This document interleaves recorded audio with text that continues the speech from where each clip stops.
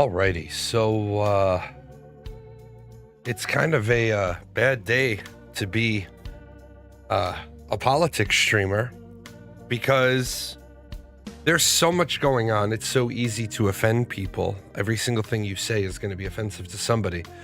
And the worst part is everything that we've been saying about Russia for 4 years is now exactly true, but in reference to the United States.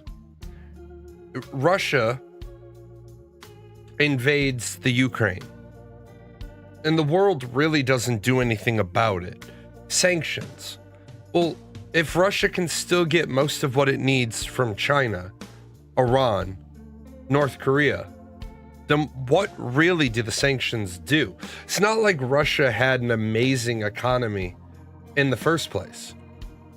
Europe turns around and says, oh, well, we won't buy any heating fuel from Russia. We won't buy any gas from Russia. China says, well, we'll buy it. North Korea says, well, we'll buy it. Russia, yeah, sure, there's some things Russia can't get a hold of. But Russia basically occupies a huge swath of eastern Ukraine, and then they can't get the job done because the Ukrainian military is able to mount a resistance and defend their home. And then Israel says, well, if Russia can get away with invading the Ukraine, the next time Hamas or Hezbollah or the Houthi rebels or the Palestinians or any of our neighbors decide to get stupid with us, we'll just get stupid back. Because if the world doesn't have the stomach to defend Ukraine, and let's be honest, if the world's not going to stand up to Russia to defend Ukraine, the world's not going to really want to get involved with stopping Israel. It is just plain simple.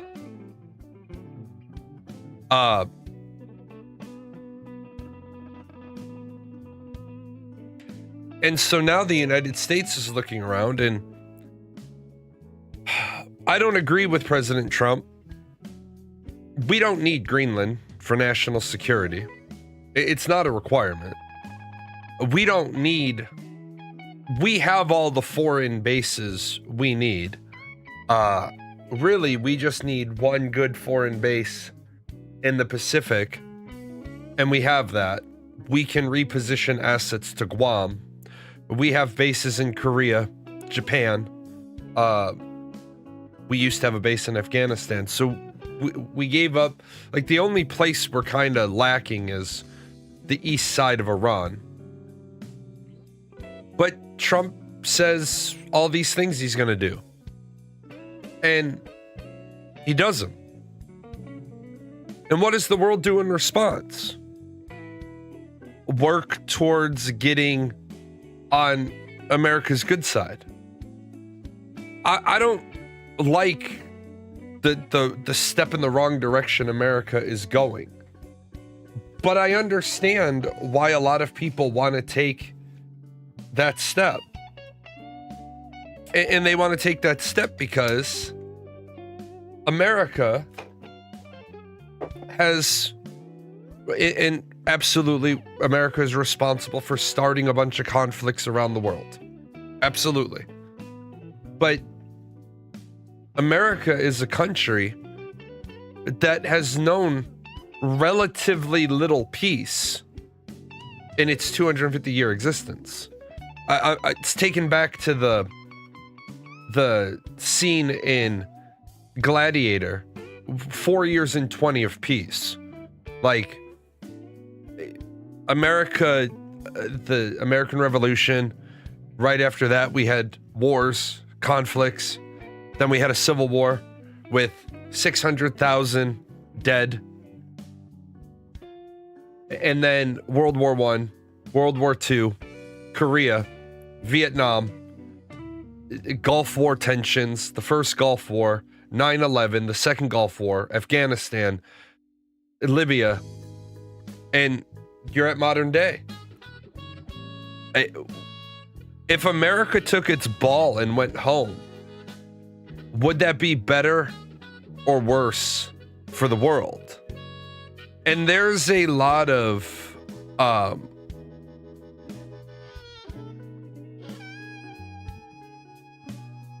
there's a lot of people around the world who say, well, it would be better if America just didn't exist. Okay.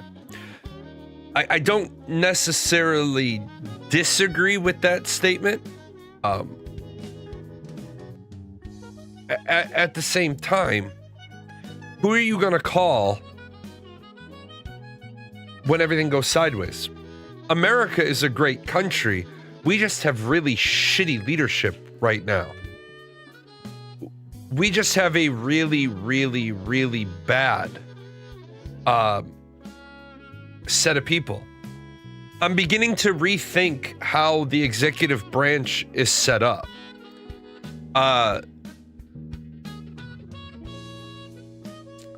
You have the president and the cabinet is... You want to have... Sorry. Let me fix that.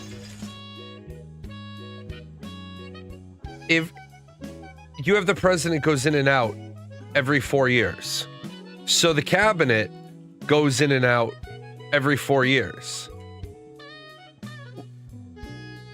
Wouldn't it make a lot more sense in America if we have a Secretary of State and a Secretary of War now? You know, we have important positions in the executive. Don't we need to either elect those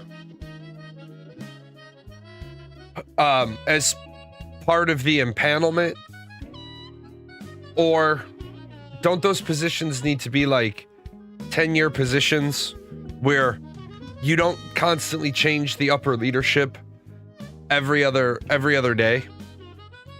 Because we're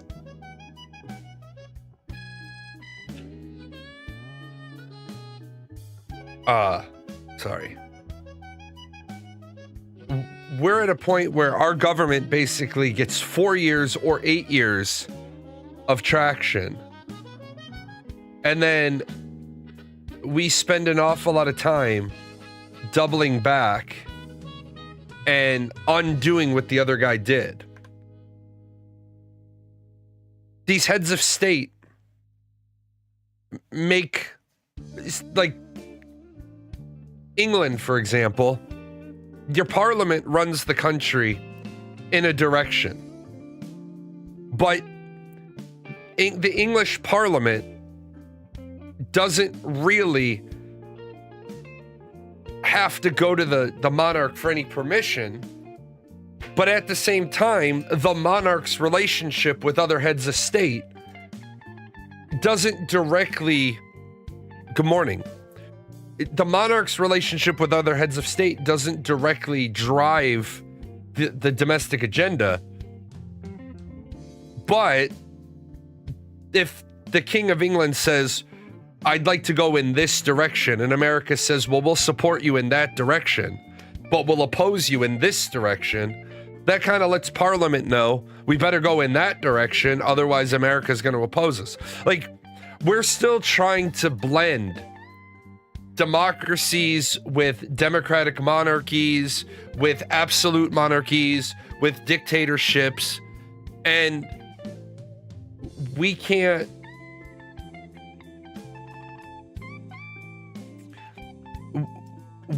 get the traction we need as a planet. Somebody posted something and it really got my attention, and what they said was the difference between capitalism and slavery. Let me see if I have it. Otherwise I'll paraphrase. Yeah, I have it. Capitalism says you are free, you just aren't entitled to live unless you're useful. Slavery says you aren't free, but your survival is guaranteed because you're owned. I was really, really, really thinking about this. And my background in history, I spent a lot of time studying feudalism, basically because I thought it was an interesting topic and why feudalism is probably the greatest form of government. We just run into the problem of really bad nobility. But people complain now about how much they work. And we're trying to bridge some sort of modern day Western, particularly in this regard, American state of why is everything so bad? Well, you have the silent generation raise the baby boomers. And these guys are the last of World War II. And then the baby boomers come about because there was a baby boom, because millions of American men were out of the country, reduced the baby birth numbers. Then they get back and we have the baby boom. We have the baby boomers. And the baby boomers raise simultaneously Generation X and the millennials.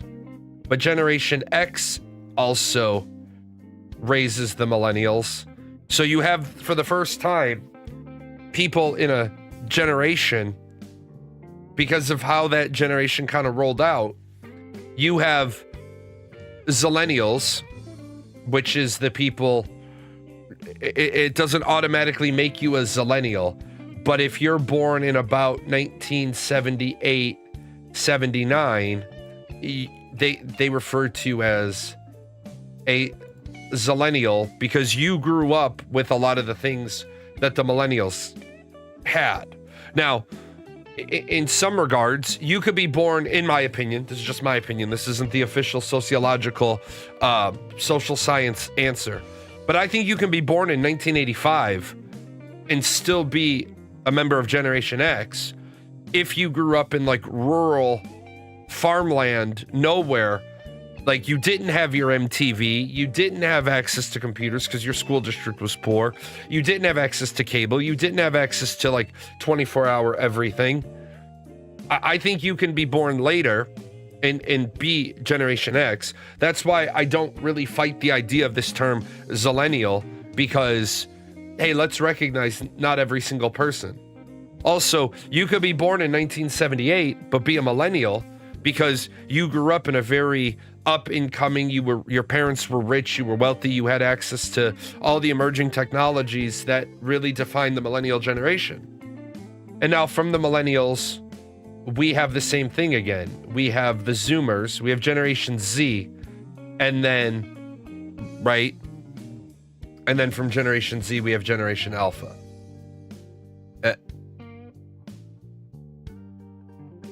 For some reason, Generation Z and the millennials that were raised by Generation X parents want to blame Generation X for everything that's wrong. That like 1964 to the 1979, 1980 range. They want to blame Generation X.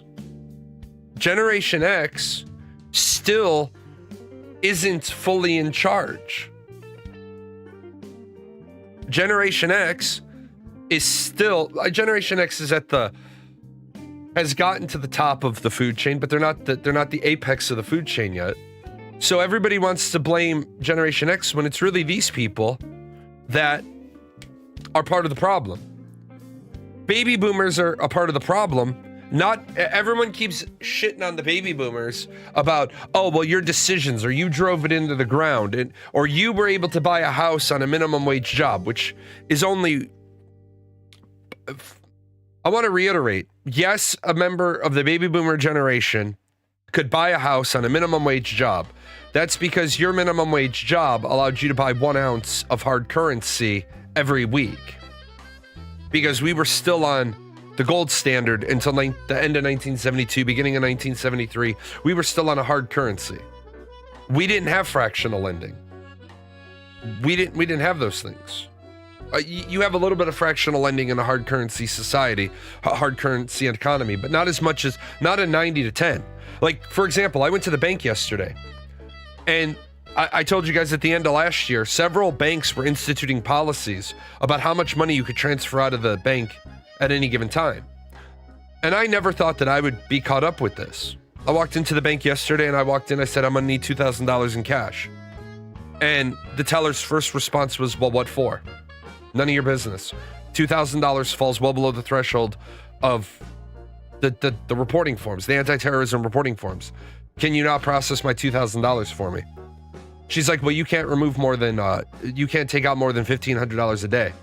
I said, fine, close all my accounts and give me cash. I'll just, and whatever you don't have in cash to cover, give me the balance in a cashier's check. But I want all the cash you have. Well, the bank manager walked over and says, well, what seems to be the problem? I said, I need $2,000 in cash. The first words out of the bank manager's mouth were, well, what for? And I said, because I'm going shopping. I said, $2,000 is walking around money. Just give me my fucking money. And so the bank manager went around, looked at the fucking screen and was like, oh, Mr. Jalan, I'm so sorry. Yes, of course. We can process that. I said, great. While you're processing it, process $3,500. Because I was going to fuck you. If you're going to make it a deal, I'm going to take $3,500 in cash. Took it over to my other bank. I needed to put the money in the other bank. The other bank gives me 2% on a savings account. Chase will only give me about 0.7. Fuck you and your 0.7. I'll put it over in the other bank. But where did it become acceptable for banks to tell you how much of your money you can take out of their bank on any given day? We're living in a world where if people don't wake up soon and smell the coffee, your freedoms are going to keep getting eroded away because no one's paying attention to them. People are protesting ICE doing their job. Okay, look, I get it. For whatever reason, you don't like that Immigration Customs Enforcement is doing their job. I will say, I don't like the process. But the process that they're using is the legal process. I will be the first person to say, I want everybody to get due process. People get kind of upset or mad. Yes, I want everybody to get due process. I want Luigi Mangione, the killer of the healthcare CEO, to get his due process. Because I want Jared from Subway to get his due process. I want Jeffrey Dahmer to get his due process. In fact, if I have time today, I just saw a fucking article about a guy that had 6 women locked in his basement and was eating their body parts. I'm gonna dive into that one. I want that guy to get his due process because I believe in a justice system.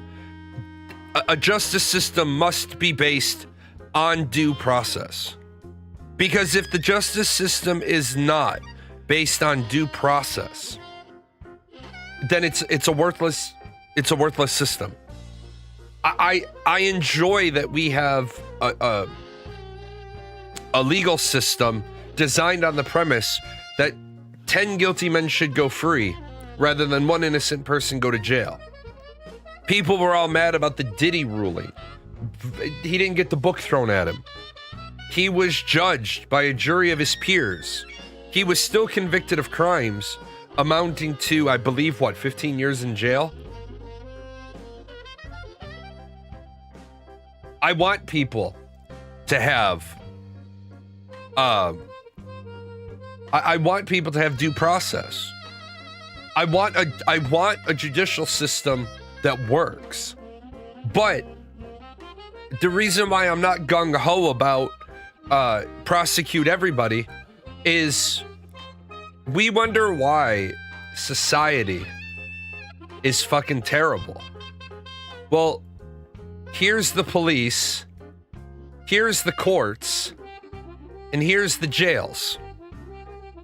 Now, you get charged with a Class A misdemeanor. And then, of course, I'm going to do a little dotted line up here. I'm going to do prison because prison and jail are different things. You get charged with a Class A misdemeanor. That's 364 days in jail. Because it's 364 and not 365 or more, you don't go to the state prison. But the problem is the local jail has a maximum capacity of 2,500. So you got the police making arrests, the courts getting convictions, and then when you send them to jail, they're supposed to be there for a year, and they're out in like 6 weeks because you don't have enough jail space for them. Well, what the fuck lesson does that teach? As I said, I had a client. He knew that if he went to jail right now, he'd sit in jail for like half a year. So he came to the first about, I want to say 6 classes for intimate partner violence prevention. And then he came to my class and he was like, I really need you to make sure you tell the judge I was here today. And I was like, well, I don't have an appearance before the judge. The records go in, but I don't have any reason to be there today or be there this Friday. He's like, well, on Friday I'm going in for my update and I'm just going to tell the judge I want to go to jail. It's like, why do you want to go to jail, man? You're doing just fine in the class. He's like, because I have to come to this class 52 total times, which means I have to spend 45 weeks from this point forward still coming to this class. But because I've done 7 classes, it shows like good behavior, good decisions. I'm going to go to the judge and say, my life isn't accommodating to these classes. Can I go to jail? And can I get credit for the 7 weeks? And I said, okay, so you're going to have to go to jail for 45 weeks then. He's like, nah, dog, the jail's overfilled. My cousin is a jail guard. I know what the roster looks like. If I go in right now, I'll be in jail about 6 weeks and then I'll get let out. Because it was just going into summer. So he knew that everybody would start getting sent to jail for the bullshit summer crimes. And then it's first in, first out. So you go in, right? And you have 42 weeks. And you're guy number 2,500. So you have 42 weeks to serve. Well, when this guy gets out, you become number 2499. You move down 1 number. And when you move down, there's a guy in behind you that is 39 weeks. But he can't get the early release because his start date is after your date. So as the summer comes and you get a bunch of people going on C's and B's, you got 2,500 people in the jail. And after a day of court, you have 125 people on B's and C's that have to go to jail. Well, that means 125 people, 01 through 125, all are going to get let out to make room for the 125 that have to come in. And do you know how dumb that is? You're letting out people that were convicted of a Class A misdemeanor early because you have to make room for a person with a Class C misdemeanor. Class C misdemeanor is 30 days in jail. And unless it's, I can't even think of a Class C misdemeanor that you don't get good time credit for. Good time credit. You can't get good time credit for violent offenses. So you get sentenced to 52 weeks or 364 days. You go for 364 days. If you're on a crime that has good time credit, you do 180 days. That counts as 360 days. Most Class C misdemeanors, the reason why people don't usually go to jail on Class C misdemeanors is because it's not, the juice ain't worth the squeeze. They're going to go to jail for 30 days, no more. That's the maximum sentence. And they're only going to be there for 15 days because they're going to get 2 days credit for every day they serve. And then the judges know that if they sentence a Class C misdemeanor person to jail, it's going to bump somebody else out of the jail. So you'll get a lot of guys that are convicted of a Class C misdemeanor. And then the prosecution will be like, well, we're offering 2 years probation. And I watch this all the time. The guy's lawyer will be like, you want him to do 2 years probation on a Class C misdemeanor when he can go to jail and be in and out in 14 days? No, my client will take the 14 days. Well, a lot of times I watch the judges doing the mental math, and the judge was like, all right, I'm sentencing you to 30 days in jail. I see that you spent 4 days in the weekend over lockup. The rest of the time is suspended. That's it. 30 days from now, if you don't get in any trouble for 30 days, that's it. You're finished. Well, how the hell can you have a justice system then why bother having Class C misdemeanors at all? If the punishment isn't a deterrent. Like, when I was in high school, we had detention. I never went. Never had one. The guys had to stand in the hallway for an hour reading the Bible. Okay? No problem. But when you got more severe trouble out on the practice football field, so there's the 2 end zones, so you got about 120 yards. Over here was a pyramid stack of railroad ties. So if you got a Saturday detention, you had to carry all these railroad ties across the field and restack them up. And then you broke for lunch. And then the brother, because I went to a Catholic high school, he'd look at the stack of railroad ties. He says, no, we can't leave them there. It'll kill all the grass. The grass is already dead down there. Move those back. Do you know how many people were repeat offenders at Saturday detention? 0. Because who the fuck wants to spend an 8-hour day moving railroad ties? Public school can't even give the kid a detention. Public school, if the kid wants to go to the detention, he can go to the detention. If he doesn't want to go to the detention, if the parents protest it, the schools a lot of the times get told by the school board, you can't suspend. You can't expel.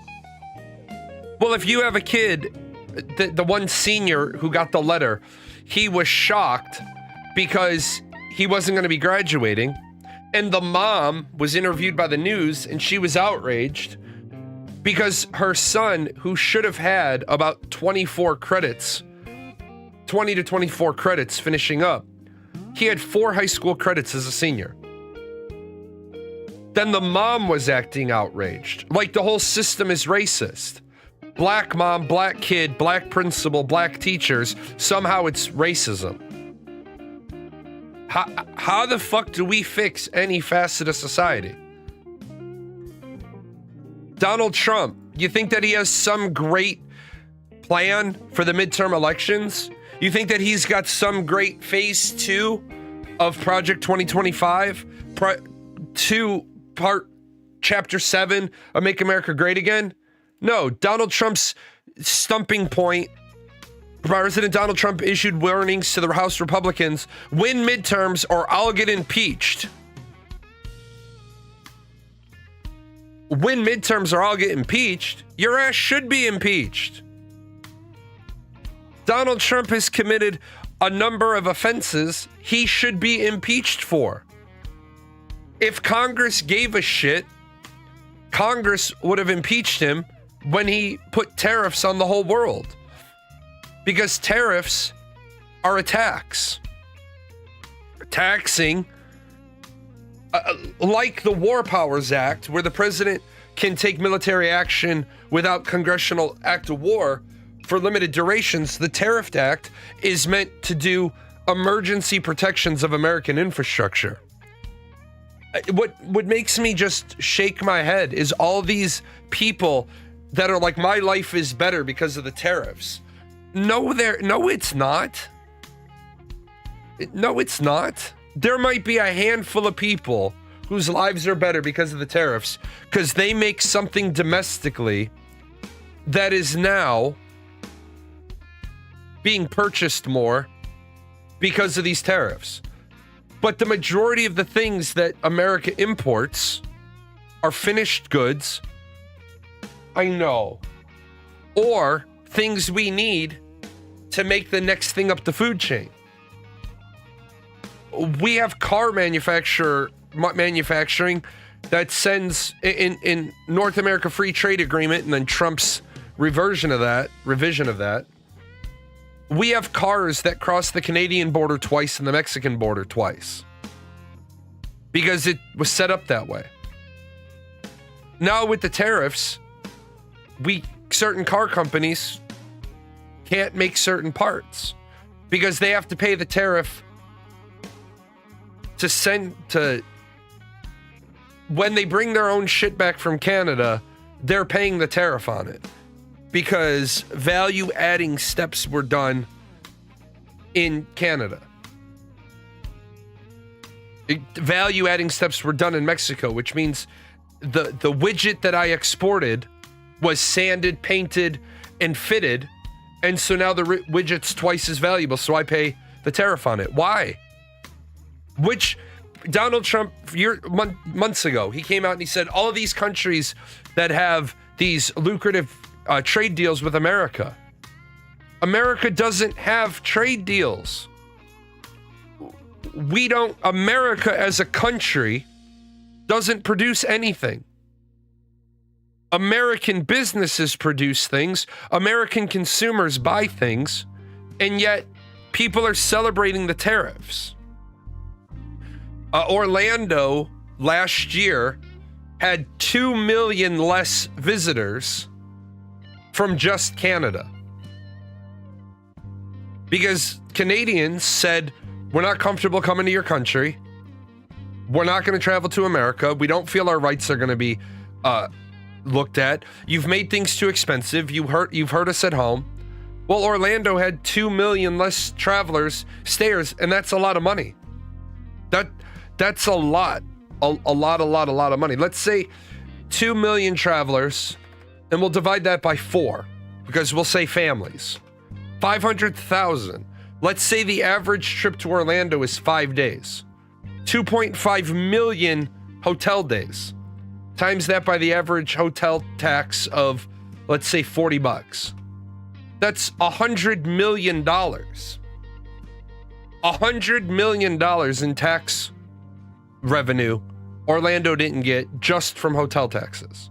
That doesn't include airport surcharge fees, Uber drivers, Lyft drivers, taxi drivers, professional transportation, all the restaurants that people eat out at, all the like the gas stations and the grocery stores and the Walgreens that people go to buy sunblock and cookies and cakes and snacks and drinks. All that was probably $500 million when you add it all up. Lost hotel revenue, that alone probably takes it up to $1 billion lost for Orlando. All because Donald Trump wants to, slap a protective tariff? We also have this bullshit. The EPA says it will propose drinking water limits for perchlorate, but only because the courts ordered it to.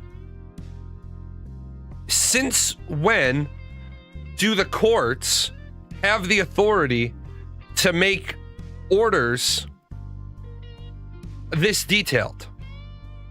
The EPA said on Monday it would propose a drinking water limit, a harmful chemical in rockets and other explosives, but said doing so wouldn't significantly benefit public health, and it was acting only because a court ordered it. The agency said it will seek input on how strict the limit should be, which is particularly dangerous for infants and requires utilities to test. The agency's move is the latest in a more than decade-long battle over whether to regulate perchlorate. The EPA said the public benefit of regulation did not justify the expected cost. Due to infrequent perchlorate levels of health concern, the vast majority of approximately 66,000 water systems would be subject to the rule, will incur substantial administrative and monitoring costs with limited or no corresponding public health benefit. Look, we want to test for a chemical because the court said to. Sure. But is the juice worth the squeeze? How many problems with it do we have right now? And if we don't have rampant problems with it right now, why are we wasting our time testing for it? What is the gain? What is the safety here? Like, I get testing for certain things in water, but a couple of years ago, if you remember, a teenage boy took a piss into a reservoir. And it was like 660,000 gallons of water that they said then had to be dumped because a boy took a piss in it. Okay.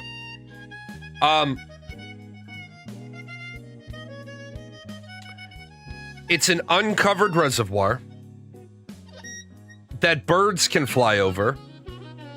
So you're telling me that human urine in a vat of 660,000 gallons contaminates all 660,000 gallons, but birds shitting in the water doesn't impact the quality of the water? I think we've missed. Yeah, so birds and ducks don't shit in the water. Right, exactly. Rainwater, like my town, one thing I will say about my town, I love my little town. My little town is great. I hate the fucking water here. Yeah, you're on a huge delay. Glad you did. A little bit. I can't get over the idea that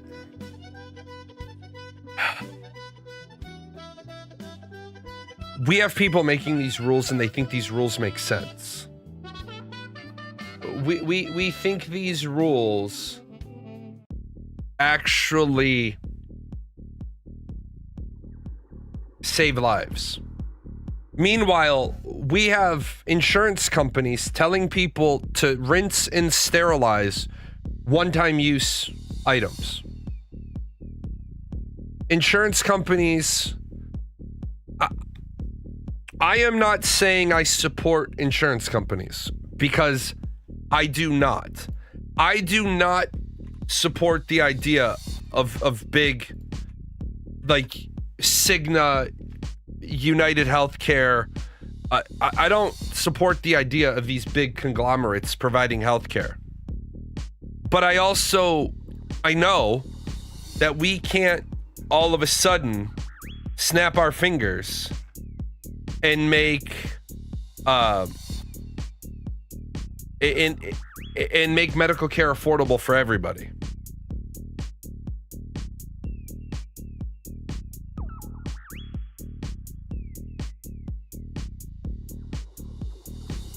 World War III or IV and James Bond in America.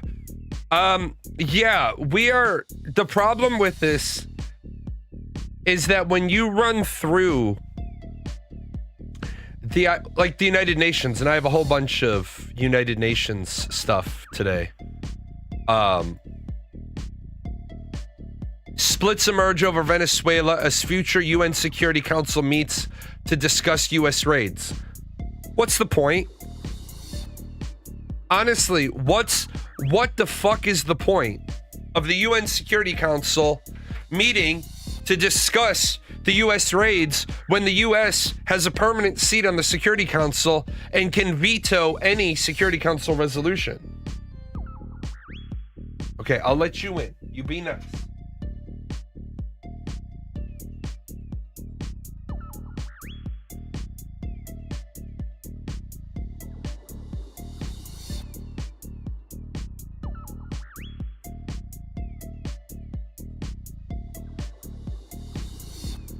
But at the end of the day, if the UN doesn't force the member who's being discussed to be held in abeyance, like today we're going to talk about the United States on the UN Security Council. The United States, your vote is held in abeyance. You may not vote. Yeah, the UN is a paper tiger. Let's just cut through the shit. A Canadian made a tweet, and I'm sorry, Canadians, but you're gonna have to own your guy and what your guy said. Your guy said,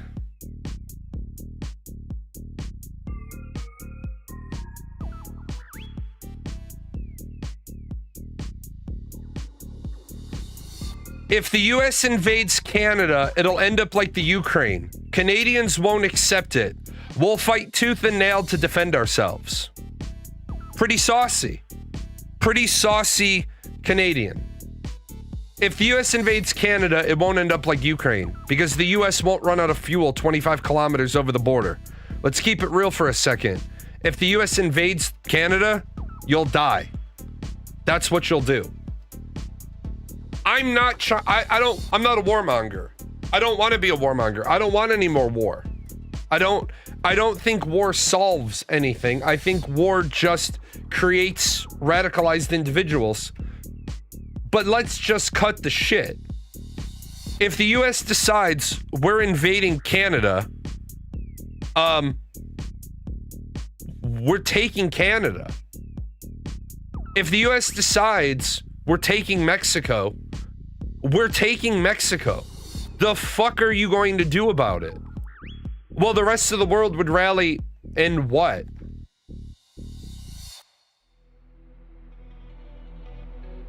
Does the US do good in subarctic and Arctic warfare? I don't think so. Yes, we actually do. We have 2 divisions specially trained for Arctic warfare. We have 2 divisions that do nothing but train for Arctic warfare. That's what the fuck they do. We have guys that train for jungle, for mountain, for urban, for rural, and Arctic. We got guys that train specifically to go. We have weapons packages coded by temperature. Where are we going?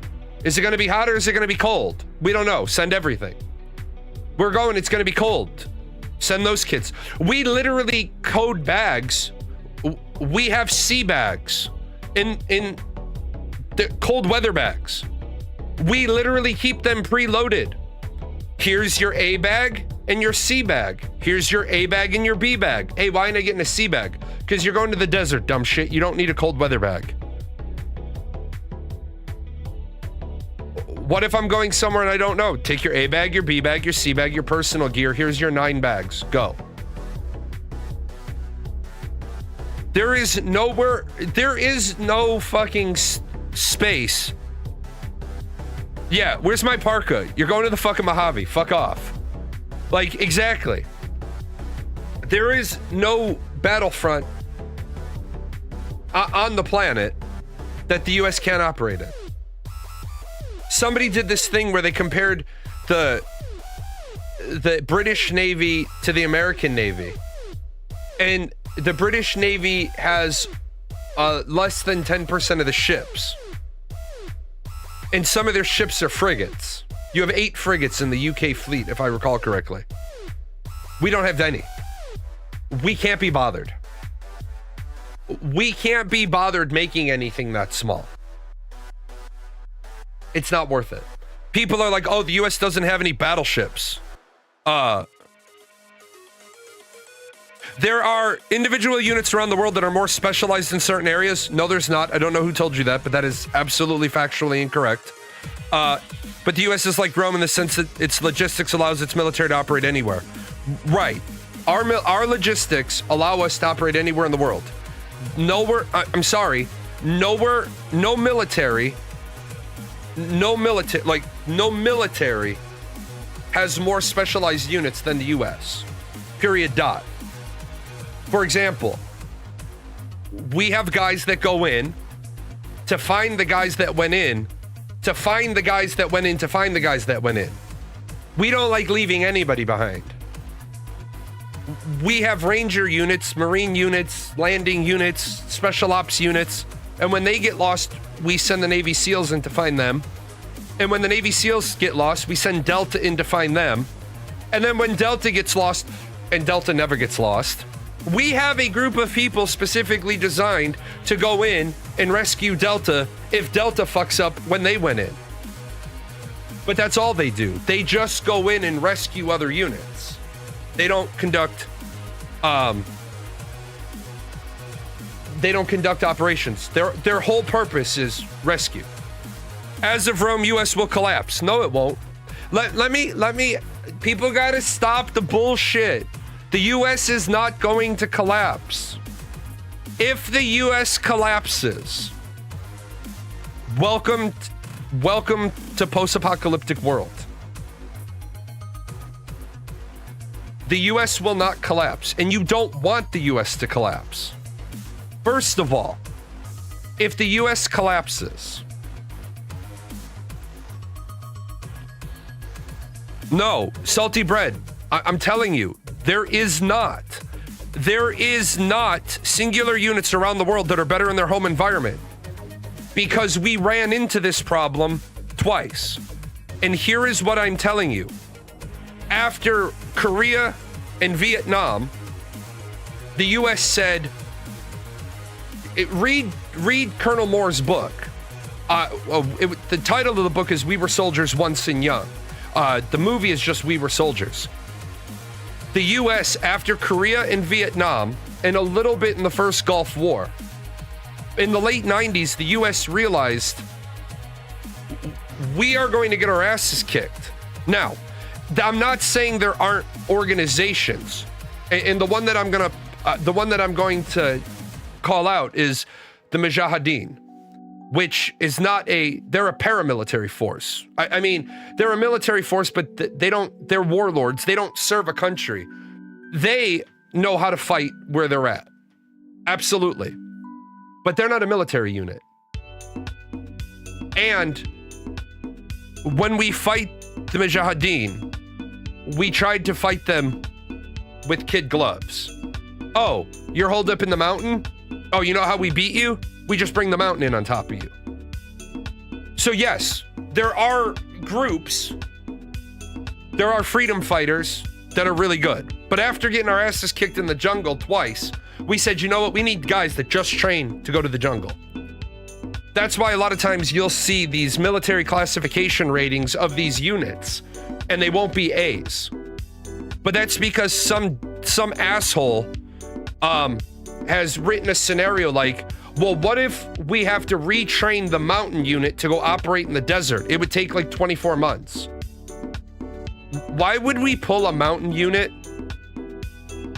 reclassify them as a desert unit, and then retrain them when we have other desert units?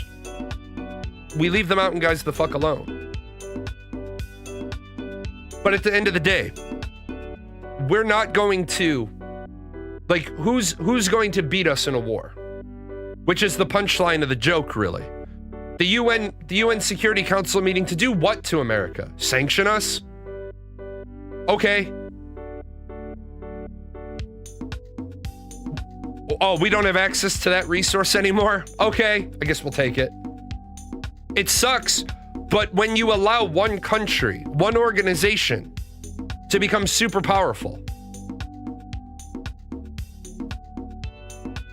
and you never put any checks on them. Like, the UN, yeah, NATO will go away. Okay, and? The only time NATO has ever been useful to the US is when we said we're gonna go kick the shit out of Afghanistan because they won't give us Osama bin Laden. Most of the other NATO nations are only now spending what they should have been spending for 25 years on their defense budgets. And, not to put too fine of a point on it, but hey, appreciate that, Delaran. Where did Poland buy all their military hardware from? The US. Where does Germany get theirs? Predominantly the US.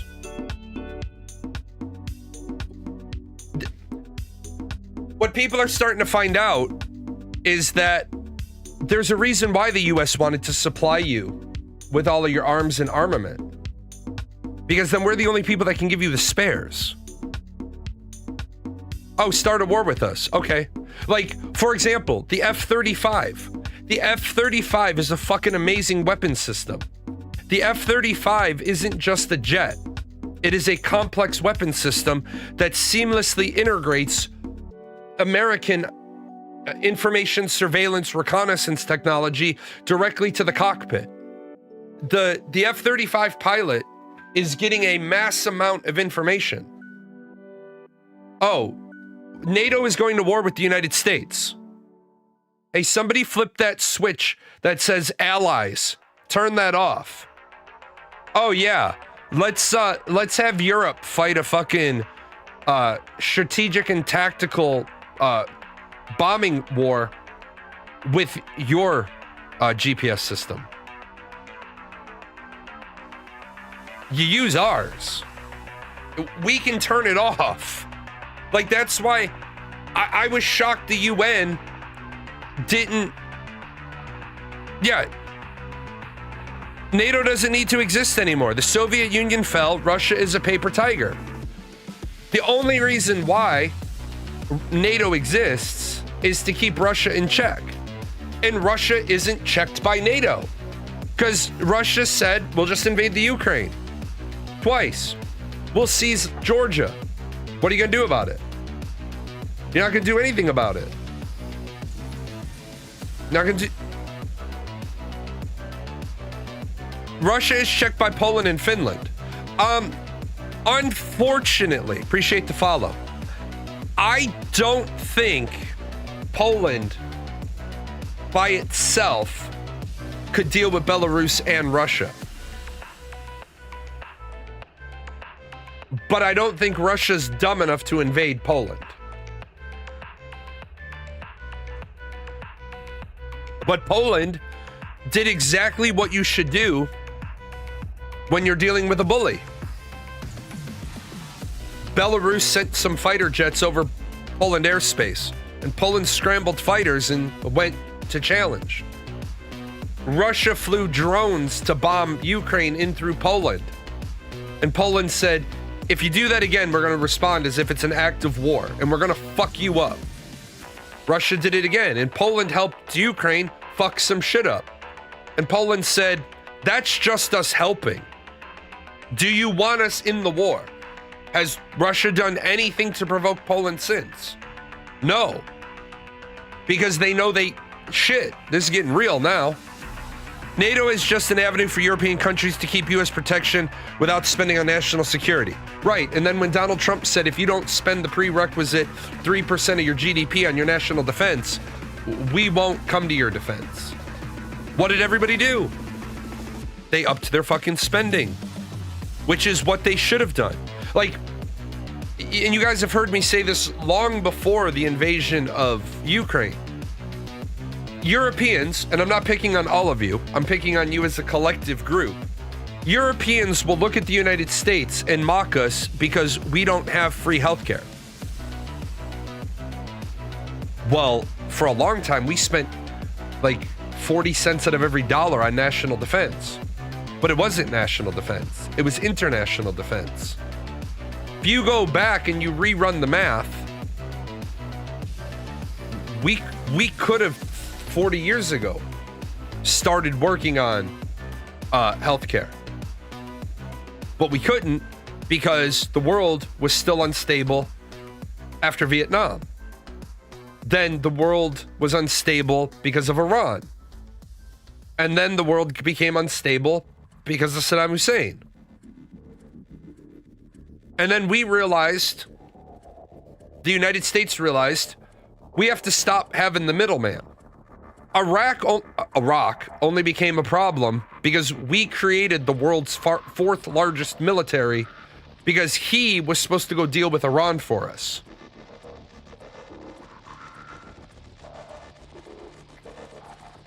If we don't build up his Air Force and his Navy for him, the world turns out different.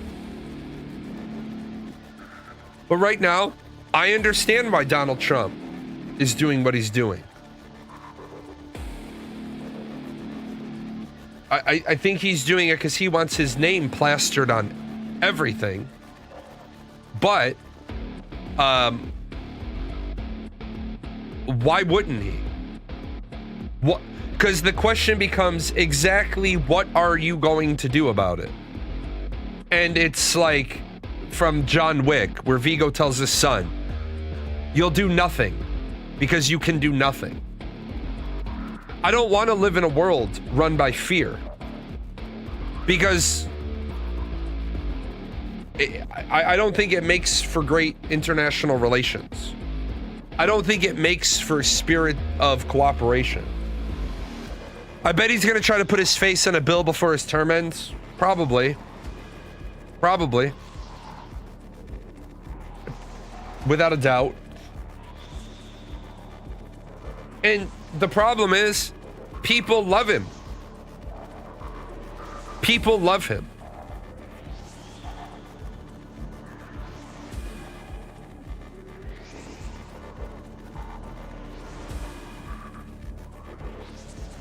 Here's the problem.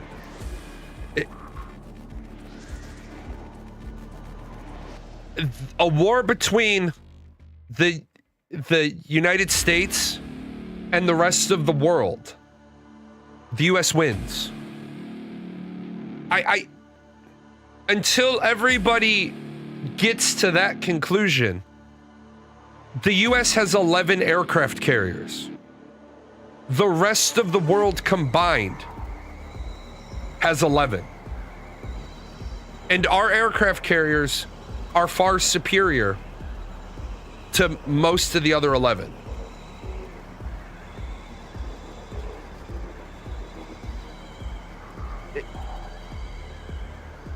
I saw a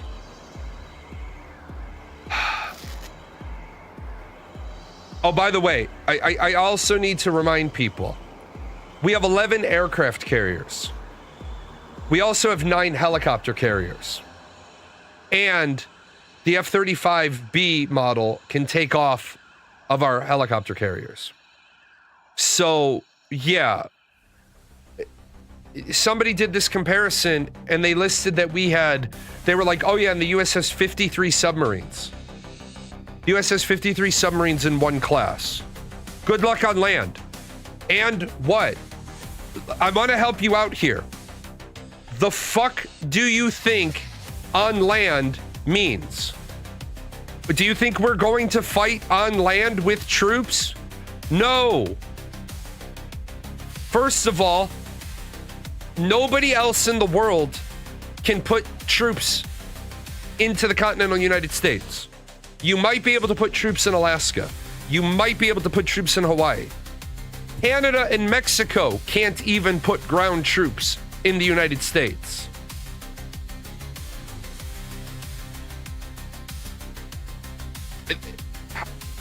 Everybody else has to cross an ocean to fight us. And this is the scary part about America. Say in a hypothetical Delulu world, you create a scenario where you somehow land ground troops in America. Where are you going to land them? California? The Crips and the Bloods will put their shit to the side so they can break out their own big hardware so they can play fucking real life Fortnite. Oh, you going to land them on the other coast? Yeah, go ahead. Tennessee, Kentucky, Georgia. It will be a defense war for Canada. Dude, let's be fucking honest. What is Canada going to do if the United States goes north with its military? What is Canada going to do?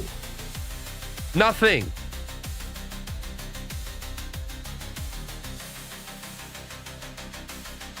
Nothing. What can Canada fight? Fight with what? But honestly, I'm asking you an honest question. You have 68,000 active military members in Canada. Okay. This is Canada. 68K active. 27K reserve. Okay?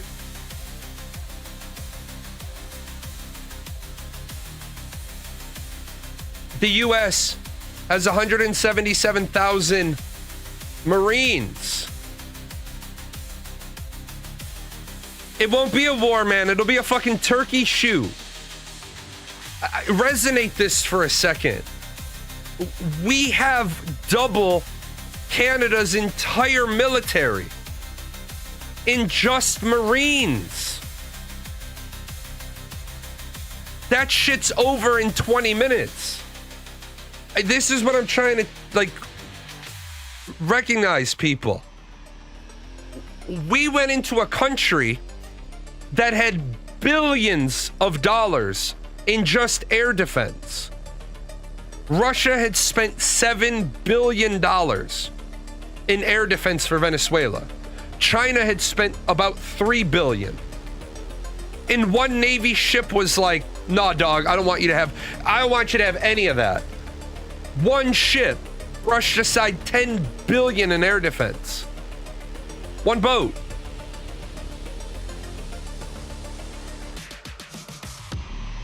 Dude, pride and patriotism doesn't mean shit. If the US decides to invade Canada and doesn't have to play by all the stupid bullshit rules, Canada has zero chance. Zero. What the fuck? Pride and patriotism are great. You have patriotism. We have Patriot missiles. Like, honest to God. How about the American citizen opinion? Welcome to a flaw in the American military complex. Our citizen opinion doesn't change what our government's doing. Donald Trump has had a sub 30% approval rating for multiple weeks in a row during 2025. And people were saying why they had that low opinion. Did it change the tariffs? No. Did it change him sending an American guard into multiple cities? No. This is what people have to get past. I'm happy that other countries have pride in their military. Pride doesn't stop an armored division. Yeah, there's a difference between an occupation and an invasion. And here's the trick. If we roll over everybody and either kill or displace everybody, there's no occupation needed. You don't have to occupy a land if you remove all the people from it. I don't want to see that happen. I really don't. But we have got to come to a level of reality. A level of reality says nobody on the whole planet combined, US versus everybody, we still win. We're living in a shitty time.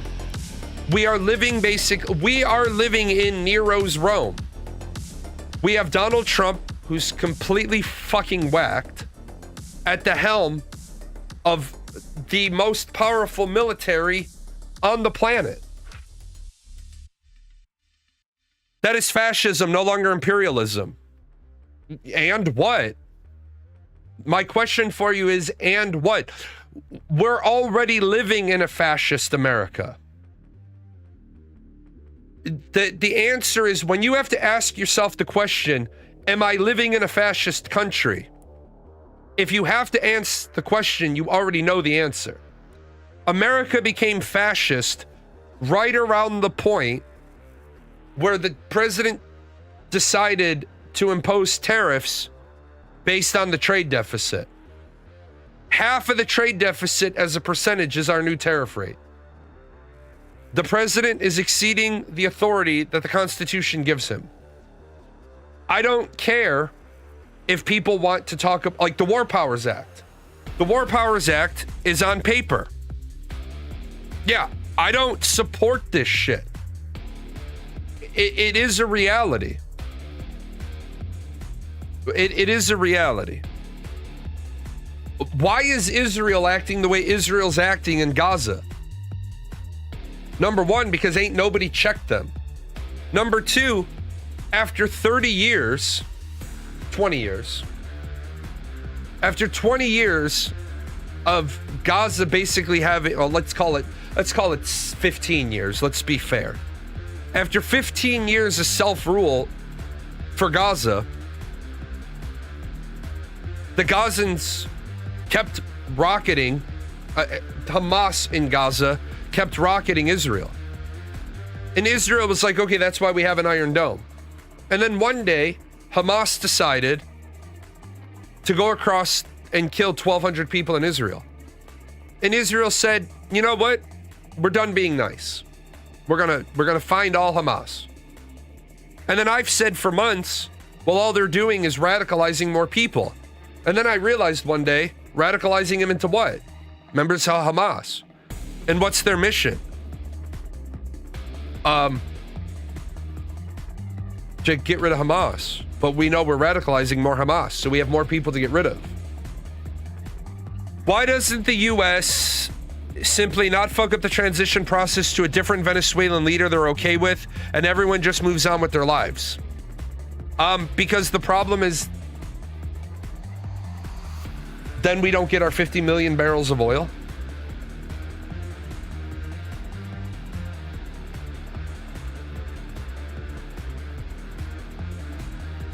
We don't get anything out of destabilizing their government. I agree with you. Yeah, you end up with a military takeover in Venezuela and it's back to square one. Yeah, money in the form of oil barrels. The United States has gotten really good at getting rid of dictators. And the reason why the U.S. military is in charge of getting rid of the dictator. We're really good at what we do. What we're not really good at is understanding that other people don't want Western democracy. Like, I have good relations with several Muslims. And what I try to explain to the Muslims are, your people are going to end up getting butchered in this country one day. Because once this country slips off the chain a little bit, this country is broken to its soul. And there's a lot of angry people. There's a lot of angry people in America. And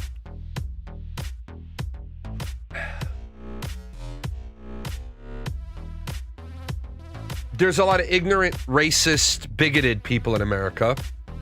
And there's a lot of ignorant people in America through no fault of their own. I taught at a Catholic school. But when I taught in that Catholic school, I taught Jewish beliefs, Muslim beliefs, and Catholic beliefs. I was a religion teacher. I've been a minister my entire adult life.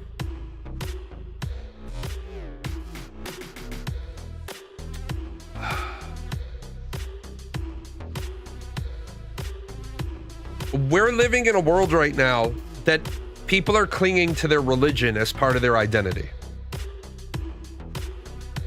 And what they don't like to hear is the Torah tells Jews what Jews can and cannot do.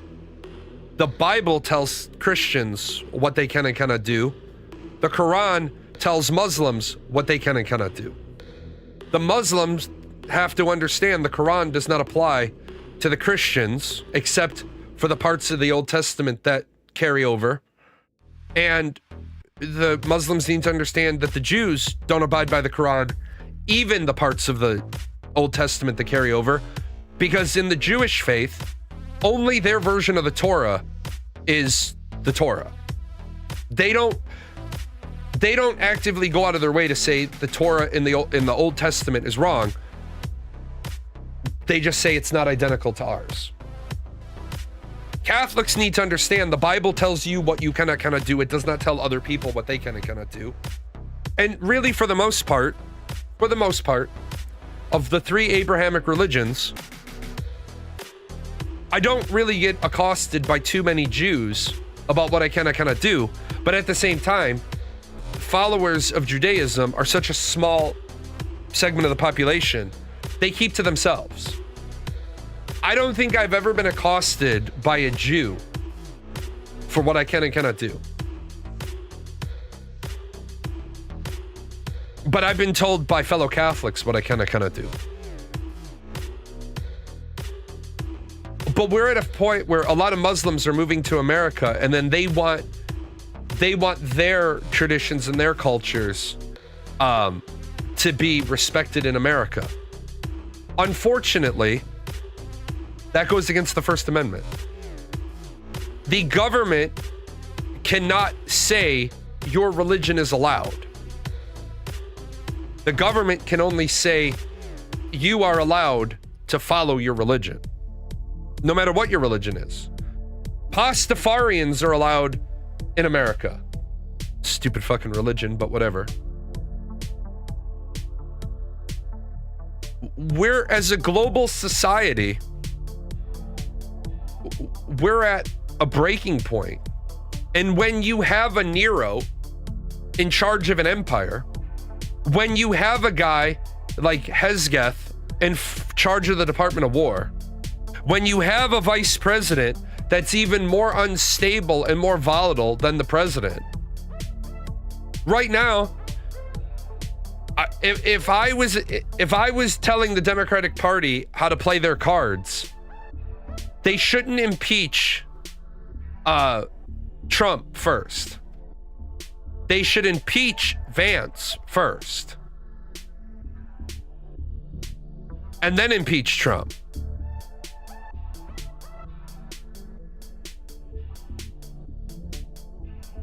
Then we end up with Mike Johnson. But Mike Johnson is like a wet noodle.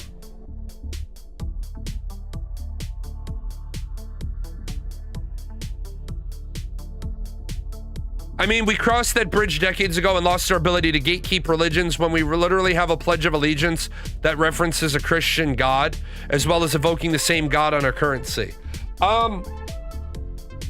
Yeah, I mean, you are correct.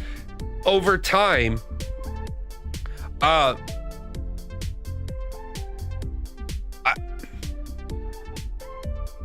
would like to see under God removed from the Pledge of Allegiance. I would like to see in God we trust taken off of the money. Because one nation, indivisible, with liberty and justice for all works just fine. It's just like military officers when they take their oath. When I administer your oath to you, I'll be like, raise your right hand and repeat after me. I state your full name. I blah, blah, blah, blah, blah. Do solemnly swear. When I get to the point,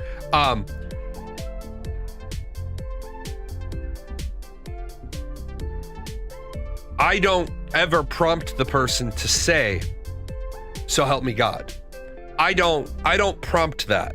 And I tell every person that I'm going to, swear in. Like, for a while, I would get called by the recruiter's office, because any officer, retired or active, can administer the oath.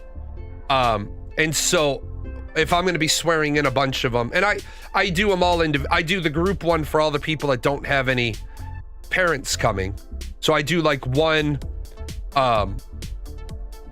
big one for all the people that are there by themselves. And then for all the people that are there and they want to take the photograph, I tell everybody, I say, look, the last thing I'm going to say to you is, the last prompt I'm going to give you is, and the Uniform Code of Military Justice. If you want to add on, so help me God, you have to know to add that on for yourself. So I have my hand up and I said, according to regulations, the Uniform Code of Military Justice. The person recites back, according to regulations, the Uniform Code of Military Justice, so help me God. They can add that. They can add their God to their affirmation. I never did. I never even prompted it. And I got challenged once and they said, well, why don't you prompt it? I said, because I'm never going to make anybody who's swearing in allegiance to the military to also swear allegiance into a God. I'm not going to do that.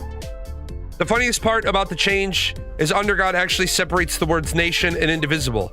God divides our nation, literally. One nation, under God, indivisible. Yeah, you're right. You're absolutely right. You're spot on. 100%. But you see, that's where we run into the issues. See, what about, and to the Republic?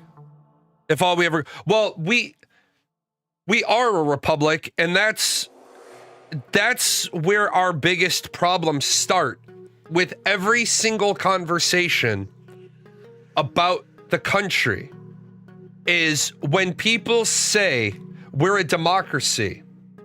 We aren't a democracy. Number one, we're more a democracy now than we were when the Constitution was written, because now we directly elect senators. But in the past, Okay? Representative was voted on by you. Senator was voted on by your state government, which was voted on by you.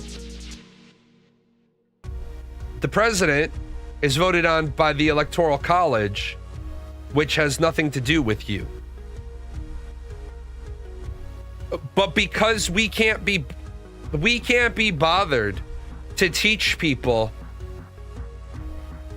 about the differences between a democracy and a republic, people then believe whatever. People are easy to convince when they don't know any better. Like, for example, you ask somebody what their inalienable rights are, and they might get life, liberty, and the pursuit of happiness.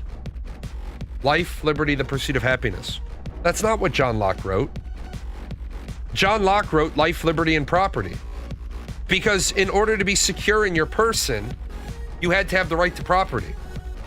You technically don't have the right to property in the Constitution.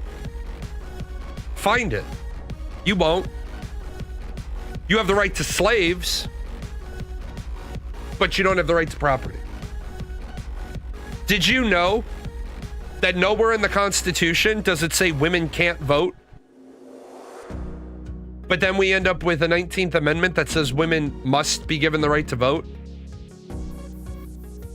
Well, why? Nowhere anywhere does it say they couldn't. That's just the way it was. There is some part of a problem, and I never thought I would agree with anything Asmongold said politically. But he said not long ago, not everybody should have the right to vote. And at first, my knee-jerk reaction was to be like, nah, everyone has to have the right to vote. And then I see what happened in New York's election. New York's election is the biggest example of politicians are going to say whatever they need to say to you to get that win, even if they know they can't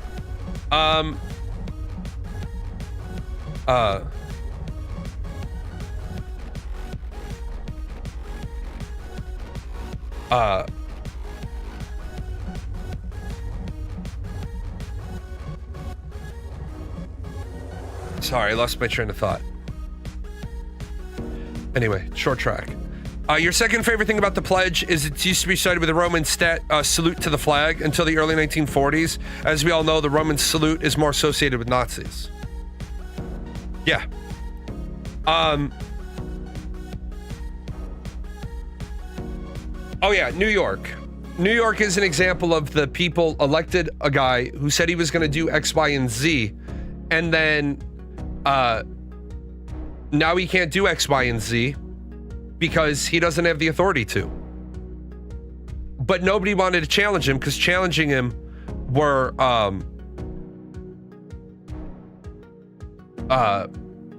if you challenged him, you were racist. The mayor of New York, Mandani, ran saying he was going to make the buses free. But he doesn't control the buses. The mayor of New York has absolutely no control over the metro system. Now, the mayor of Chicago has absolute control over the CTA because it's the Chicago Transit Authority. Should public transit be free? Yes. Would the right to bear arms imply ownership of said arms, making that your property? Nope. Nope.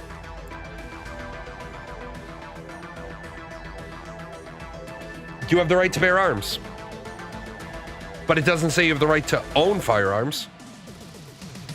Look through the Constitution. Doesn't technically say you have a right to property. It says you even the 4th, 5th, 6th, and 8th that are all your civil liberties say you have the right to be secure in your persons and your papers. Doesn't say property. It says your person and your papers. You and Asmongold are more alike than different, I always thought. Yeah, we are. We are more alike than different. I think most American political commentators are aligned on the vast majority of issues. The only ones that really stick out as different are certain far-left commentators that have a hard time hiding their hate for America and the West in general. It always amazes me that the far left and the far right are just full of hate, when if you're full of hate, you're never going to be able to accomplish anything, because in order to change the establishment, you have to be able to get the other side to compromise. I don't particularly care about anybody's opinion. I care about the facts that drove them to that opinion. Like, I want to know why you think a universal basic income is a good thing. And if you say to me, well, then everybody gets what they need. I don't give a shit about everybody getting what they need. I give a shit that in order for, like, so here is the standard deviation bell curve. And here are the people that are considered to be in the middle. And I'm over here, right? So if you want me to really give a shit about the person here, when I started here, right? I started here and got to the other side of the curve. If you want me to really give a shit about this person, then you need to explain how you get there, not how you feel about it. Because you feel this way, and I feel that that's a load of bullshit. So get me to the point where, how does it benefit? And the answer is this. Nothing in capitalism that is given away benefits the system. If this person is suddenly brought to here, the only way, and this is where all of the living minimum wage, basic minimum wage, universal income, equality for everybody people, they'll never be able to get you past this talking point. If your belief is we're going to take you from here to here, and that's not going to take me from here to here, then you're full of shit. Okay? Because what you're asking for isn't wrong morally. What you're asking for isn't wrong ethically. But what you're asking for is wrong capitalistically. I would be willing to give UBI a try if we didn't have such a dark, logical conclusion at the end of it. UBI will only go into effect during economic prosperity, and then when there's an economic downturn, everyone will have the genius idea to get rid of all the useless people on UBI to save the country. Well, here's the problem.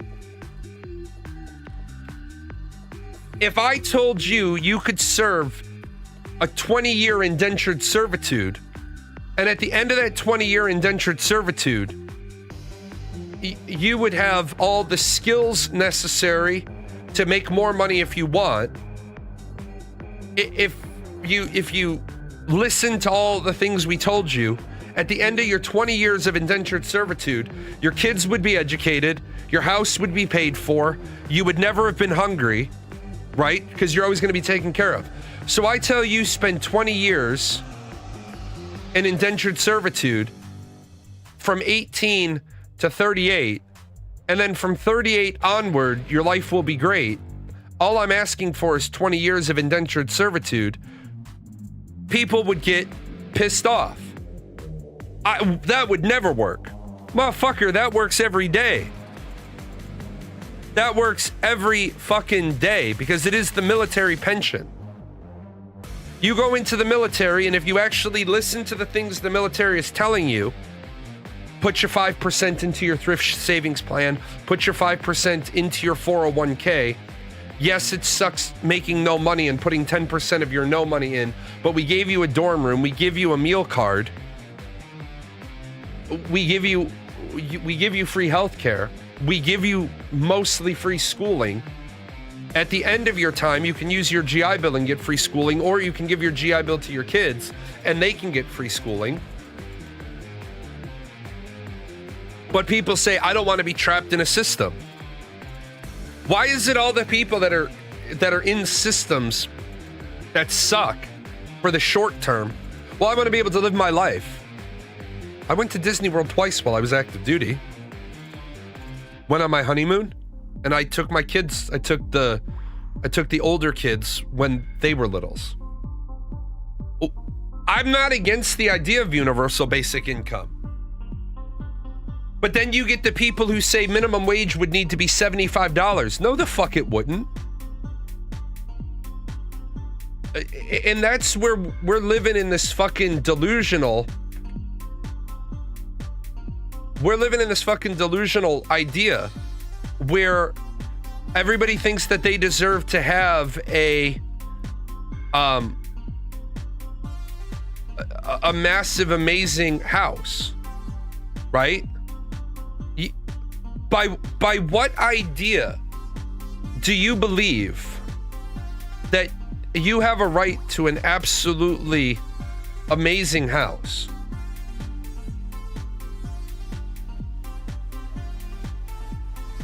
I am all about this. I am all about giving you a fucking boxable. There's a studio casita. A kitchen and a bath, right? Now, it's a little weird to me. It's a little weird that your bathroom is in your kitchen, but whatever, right? You got a bedroom. You got a little living room. Oh no, that's a bathroom. There's your kitchen. That's the bathroom. I thought that on the other model, the kitchen's over there. That's fine. The kitchen's there. So you got a full kitchen. You got a bathroom. You got a bedroom. You've got everything you need. Why isn't that good enough for you? 9'6'8" ceilings. 361 square feet. You need a little bigger? We can go to that one.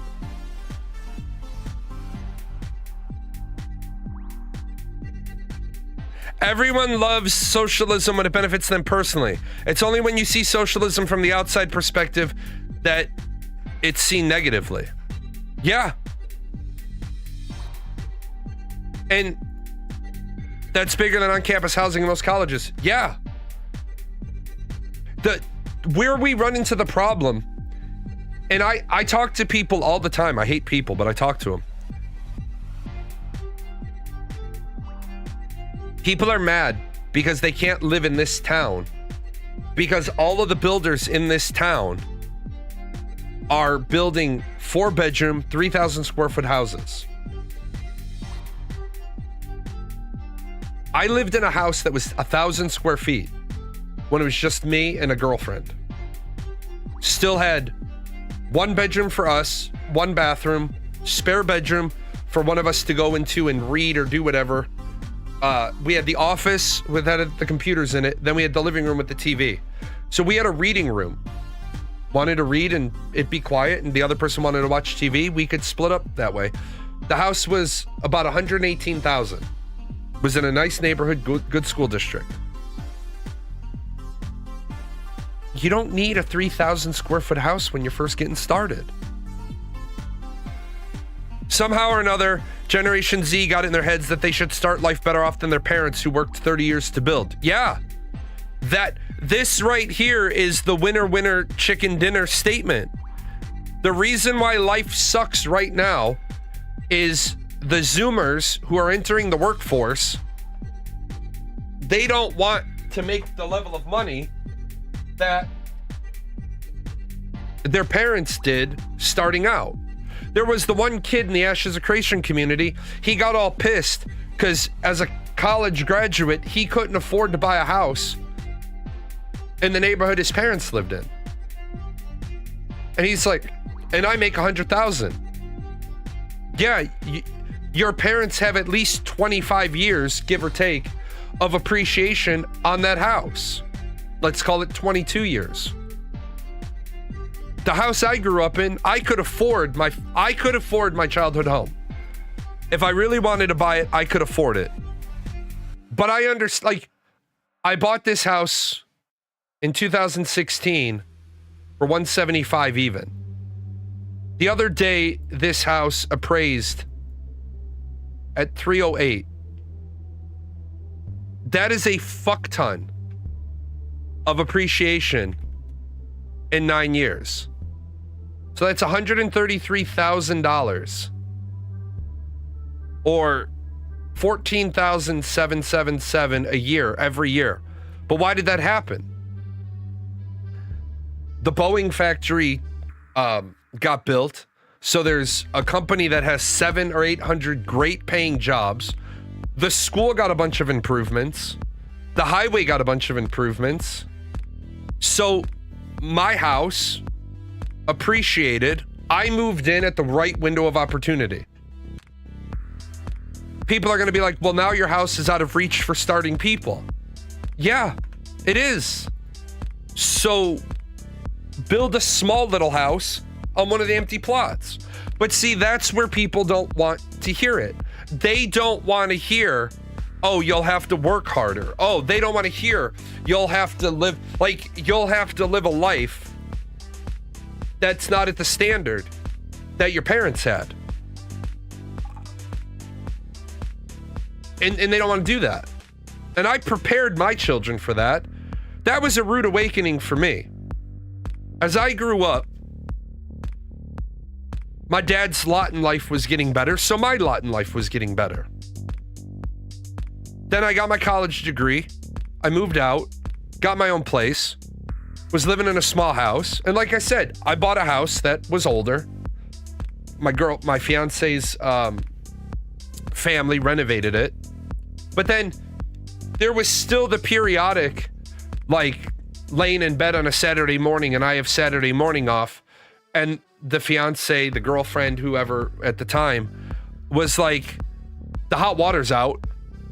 Well, what I wanted to do on a Saturday was, on my day off, was fucking play EVE Online all day. Holy shit, I'm old. I want to play EVE Online. I want to play this brand new game called EVE Online that I just started and I really love. And no, instead what I'm out there doing is, do I have money to call a plumber? No. What am I doing? Fixing a hot water heater. Blaming society problems on a single generation is just a signal to me that the person doesn't actually know how anyone from that generation except on social media. Yes. Like, for example, I'll give you a great example of people don't have polite. In fact, let me check real quick. I want to check something real quick. I went into the bank yesterday, and I always talk not just to the teller, but I talk to the banker.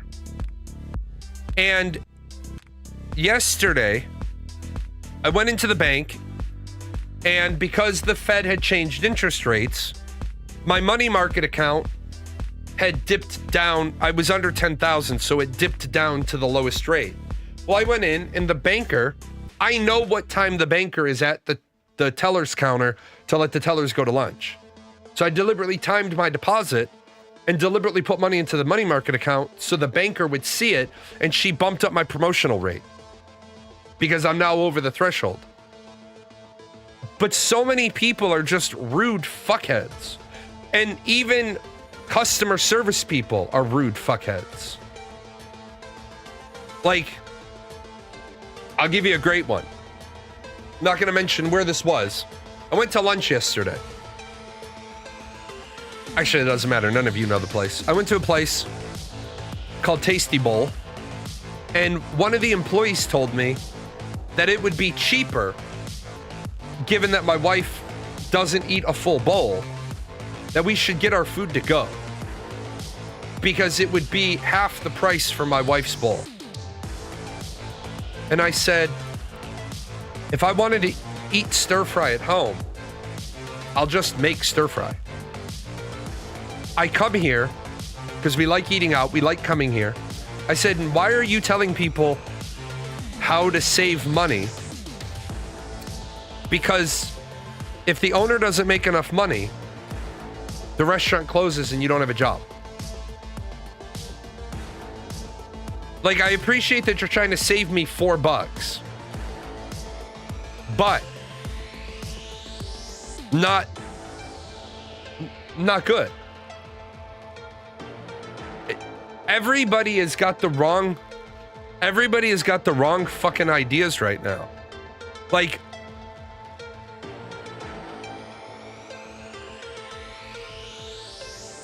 I hate fighting with my kids about money.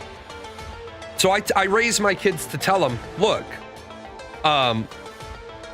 don't ask me for money. I should know what your problems are as dad through casual conversation. And the only kid who's figured this out is the youngest. The youngest doesn't bring me problems. The youngest just brings me her whole day. And we unpack and process the day, and then I find out what her needs are. The older kids have asked, well, why does she get whatever she wants? She's so spoiled. No, she's not.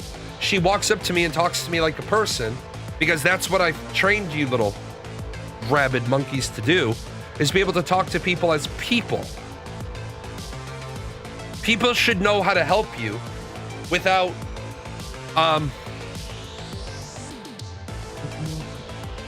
asking.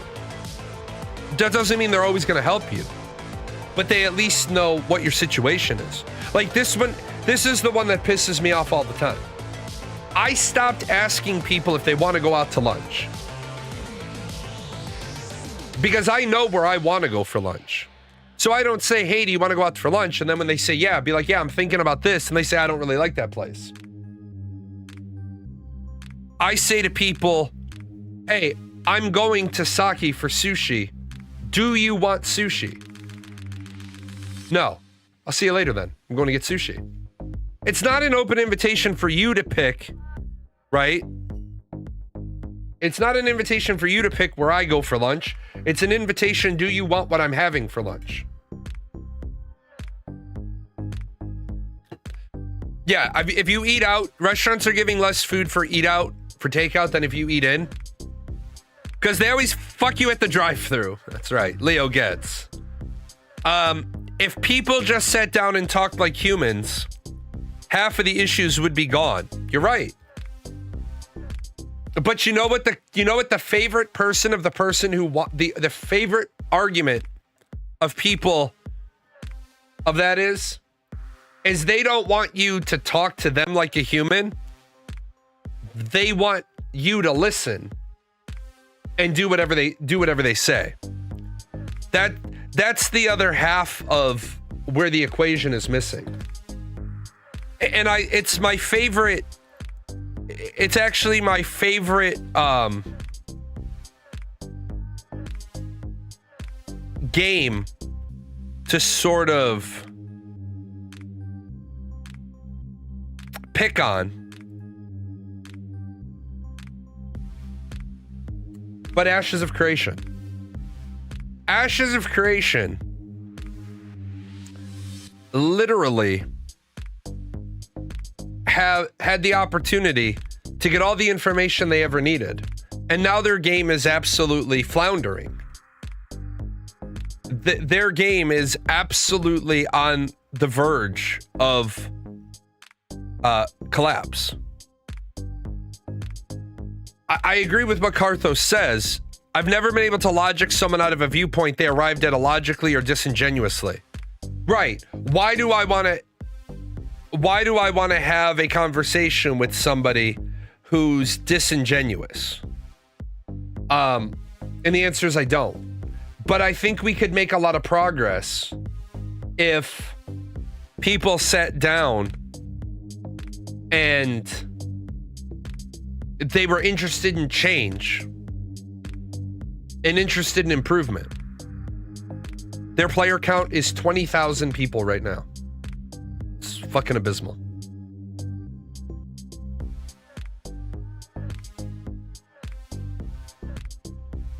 I'm gonna go here. I'm gonna go controversial here. I'm glad to see that the argument that I've made for years, 20 years, is now finally making its way into the mainstream.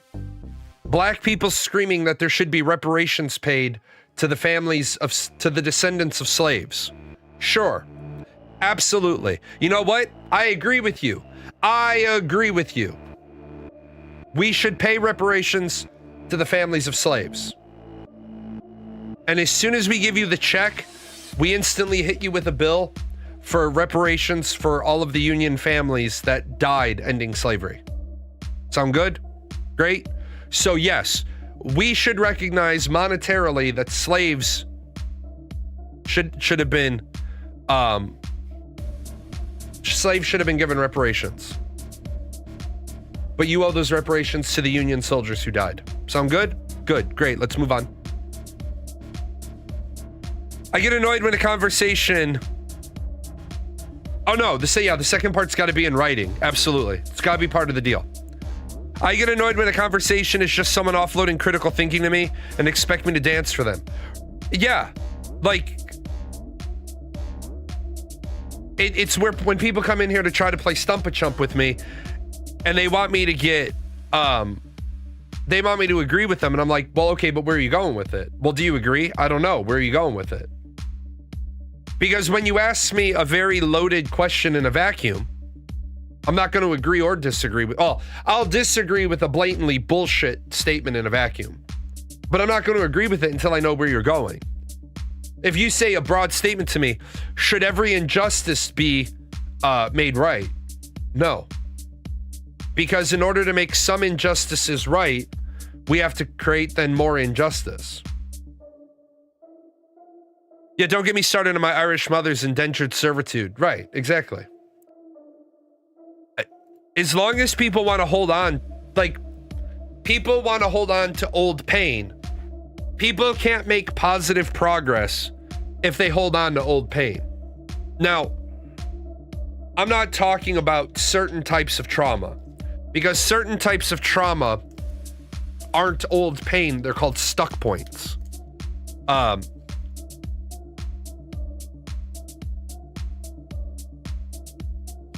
Like, for example, at some point in your life, you lived more life after your trauma than the years before your trauma or the years of your trauma.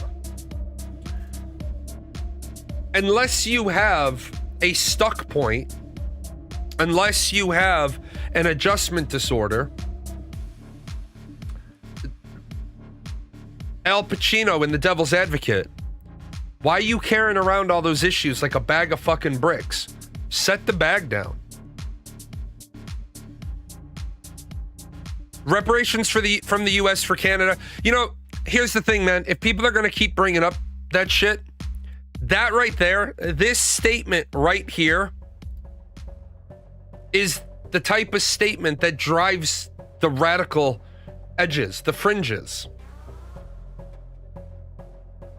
Okay, we'll take Canada and Greenland and we'll pay reparations.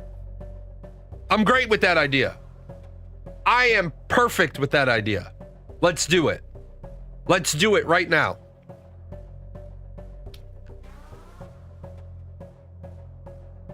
Sounds good to me. Take Greenland and Canada and then pay reparations. Aren't we trying to buy Greenland anyway? We're trying to buy it. We're trying to steal it. We're trying to invade it.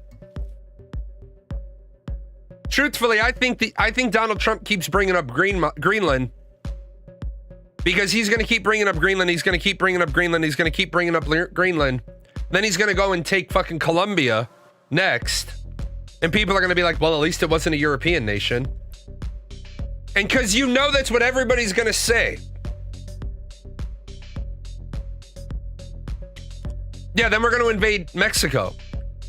We wouldn't do Mexico. We don't have an army here, and under Denmark-U.S. defense agreement, the Americans have military freedom in exchange for peace in Greenland. But with Trump, it doesn't look stable. Right. You're right, it doesn't.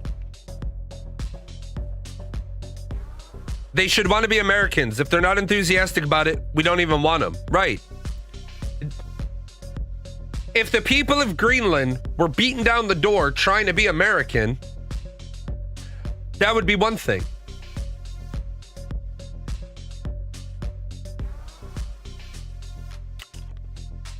I think we should buy Greenland from Denmark and turn that shit into an accept-only penal colony. No, I think that we need to actually build prisons that rehabilitate people. I think 95% of the... we would take over Greenland, then deport Greenlanders for not being American. That sounds about Uncle Sam's playbook. No, the problem is jail isn't a deterrent. We don't want to fight the Canadians. It's the country that basically is the sole reason for the Geneva Convention. Yeah, we don't want to fight the Canadians, but if we did, it would be about... I think Canada would last 3 days.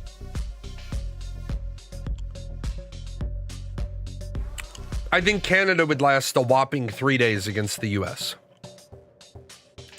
Bring back mental hospitals. Yes.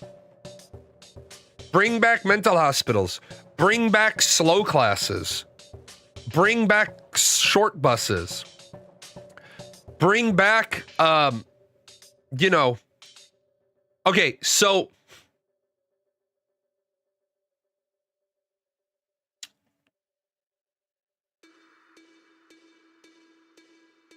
I'm not trying to be derogatory, but the argument that fast food jobs are only for high schoolers is stupid.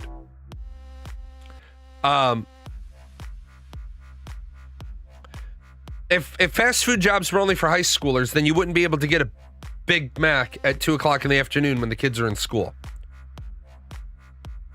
Fast food jobs are for nobodies. Fast food jobs are for moms that have kids. Fast food jobs are for people that need extra money. And this is where I'm not willing to engage in disingenuous conversation. Because if you're one of the people that believe that fast food workers need $20 an hour, then you are trying to put a Band-Aid on a bullet wound, and you cannot fix a problem in society if people honestly say they think fast food jobs. I think jobs that pay so poorly shouldn't exist. Get rid of it. Why? No offense, but fuck you. Because I willingly took a fast food job because I wanted extra money to pay for my books and my tuition. I worked at White Castle at night because I knew what the job was and I knew what the job paid, and I took the job. There are better jobs. There are better jobs. Let me help you out with something. There have always been better jobs. Yeah, taking away the low-paying jobs doesn't mean people get the high-paying jobs. It means they get no job. We could close every fast food restaurant, and unemployment would go from 4% to 9%. The problem here is, for example, I was hiring waitresses. Waitress walks in, fucking beautiful fucking waitress. I said, what's your availability? She says, I can work every day of the week except Saturday. I said, what do you do on Saturday? Why can't you work? Because that's a weird ask for a waitress at a bar. She's like, I'm a stripper. I said, great, here's the deal. I don't want your strip club clientele following you to the bar. I don't want that bullshit. You have the job. You obviously know how to serve. I don't want that shit. And you want to work Sundays, Tuesdays, Wednesdays, Thursdays, and Fridays? Great. Just don't bring that clientele here. I don't want them. No problem. Didn't have a problem with her. I saw the movie Coyote Ugly when I was young. I kind of used the Coyote Ugly rule with my servers. At all times, you are to appear available, but never actually be available. I don't want your boyfriends coming in here because I don't want boyfriend energy. I don't want boyfriend problems. I don't want them here. They don't need to come to where you work. If they're picking you up from work, they can pick you up in the parking lot or they can walk up to the back door. Beautiful fucking server, worked there for like 3 years, made a shit ton of tips. Great. Get a very homely girl next door walking in, wants to be a server. Great, you're hired. Biggest pain in the fucking ass. Always got to be off, always calling in, always got conflicts. You can't judge people right off the bat, but you can generally get a good gauge on how a person's gonna be. If people are mad that they don't make full-time wages at the fast food place, why don't they just go get a better job?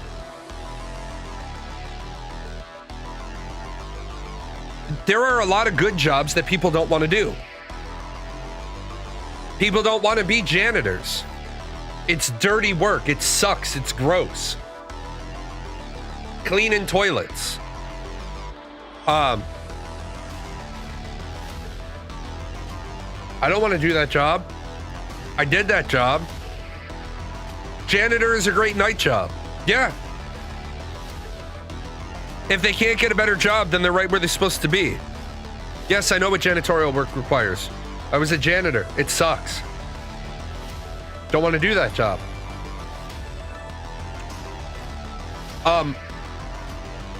But the problem is, people say, well, I deserve $20 an hour for fast food.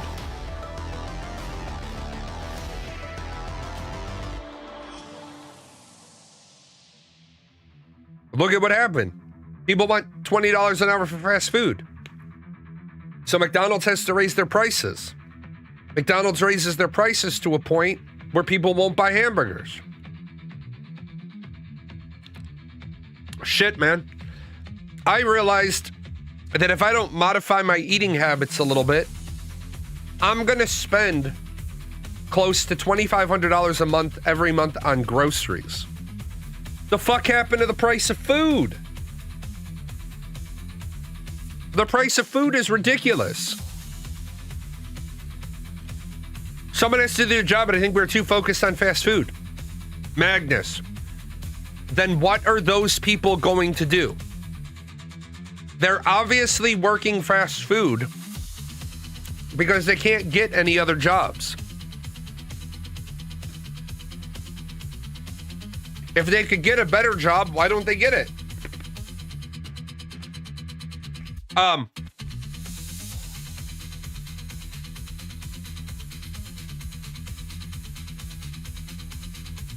For example, fast food. Mom can't drop her kid off at school until 8:15. Mom has to be back at the school at 3:30 to get their kid, which means they have to be off by about 3. Fast food is a great job for mom, because mom can work from about 8:39 to 3. She can get 6 times 5. She can at least get 30 hours a weekend. Yeah, you don't even know if there's enough good jobs out there. There's not enough good jobs out there. Now, you want to get rid of fast food jobs. Okay? So we get rid of fast food jobs. This also means we get rid of the delivery drivers that bring the food. We also get rid of the technicians that come in and fix the equipment. If we get rid of the delivery drivers that make the deliveries, we get rid of the paper company that makes all the McDonald's fry sleeves. We also get rid of all that beef. That beef now has to be rerouted for other purposes. Right? These paper products, there's a bunch of jobs for making those. All those jobs are now gone too. We can't just get rid of an industry. It's not a bad system. It's unfortunately, it's not a bad system. You can live a basic life on a basic job. But what you're not hearing in the argument is that people don't want a basic life. My daughter's boyfriend pissing me off. And as you can surmise, pissing me off is not a wise idea. I'm not big on the being pissed off lane. Daughter's boyfriend agreed to pay $800 a month in rent. Now he can't make $800 a month in rent. I got $650 for December, but it's January. I said, where's my January money? The problem is he's not used to dealing with an individual who gives no shits. Look, either give me my money or get the fuck out of the apartment I pay for. Those are your only two options. There's no door number 3. There's no negotiation. If you're only going to give me $650 a month when you told me you'd give me $8, I see no reason to offer you any other help. Fuck off. I don't care. I'm waiting for the point to be brought up. Well, you'd still pay for the apartment for your daughter to live in it. You're right. I would pay for my apartment for my daughter to live in it. All of that involves me. There's no you in the situation. I don't know. I just feel strange that full-time jobs exist that can't sustain a person. They can sustain a person. That's the fucking problem. That right there is the crux of the problem. They can sustain a person. Being an E1, an E2, or an E3 in the military sucks fucking balls. But you're sustained. You don't always have money to go out and have fun. You're an E1 in the military. What should you be doing? Going out and having fun? No, you should be reading your fucking manuals. You should be reading your upgrade material. You should be getting upgraded to a 5 level so that you can make rank. I used to tell people all the time when because I've lived here for a long time. I've always lived near recruiting stations because I've always lived. Yeah, but you have a future there. You have a future in fast food. The problem is your future in fast food requires a little bit of ambition. It requires a little bit of, it requires a lot of fucks and requires you to go and earn spoons. My brother is a great example of this. I'm gonna shit on my brother. I don't care. Yeah, Chick-fil-A managers make 80 to 100 grand a year. My brother, total fuck up. My middle brother, absolutely total fuck up. Never really applied himself. Moves to America, gets a job at Walmart. 24 years ago, gets a job at Walmart because he moves to a town in Michigan and the Walmart is really the only thing there. So he gets a job and he slowly moves up. He starts by stocking shelves. He works in their photo department and he becomes a department head, slowly moves up. Now, 24 some odd years later, what the fuck is this motherfucker? He's 50 years old now. He's 50 years old and he's a Walmart manager, making 80 grand a year. But if he had decided to not fucking slow roll his promotions because he didn't want to mess up his child support.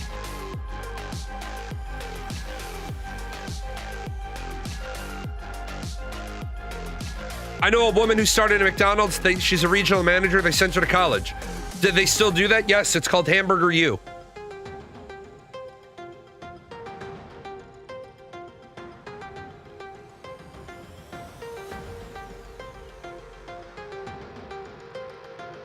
Hamburger University is McDonald's global training center.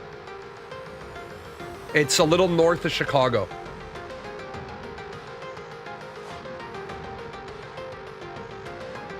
The problem is people, yeah, you're right. You're making 80 grand a year as a manager at a McDonald's. Or not really a McDonald's, because McDonald's is a little bit different. Different ball of wax. You can still do it. How long did I play EVE Online? About 9 years. Most people don't have the drive. So most people don't have the drive. Most people do not have the drive, and yet they want to blame the whole world but for why they're not getting forward in life. There, if you're not, if I can't want it for you. The many outweigh the few. Dude, the people are lazy. People are fucking lazy. People, no shit, they want a life that other people can't live, but they don't want to work for it. My daughter, my middle child is now figuring out what her mom went through because I was gone a lot. Not only was I gone for deployments and TDYs in schools, but I was just gone a lot. Like, it would be an idle Sunday morning. My BlackBerry rings at like 4:30 in the morning. LT, can you come to the base? We've got a problem. I said, what's the problem? They said, there's a hole in the roof. I said, how big's the hole in the roof? And they said, it's pretty big. I said, I'll be there in 10. Threw on my steel-toed boots, jeans, a work jacket, went to work, went to the building. I walked in, I saw the hole. I said, call everybody. Call all the flight commanders, tell them I'm recalling the whole squadron.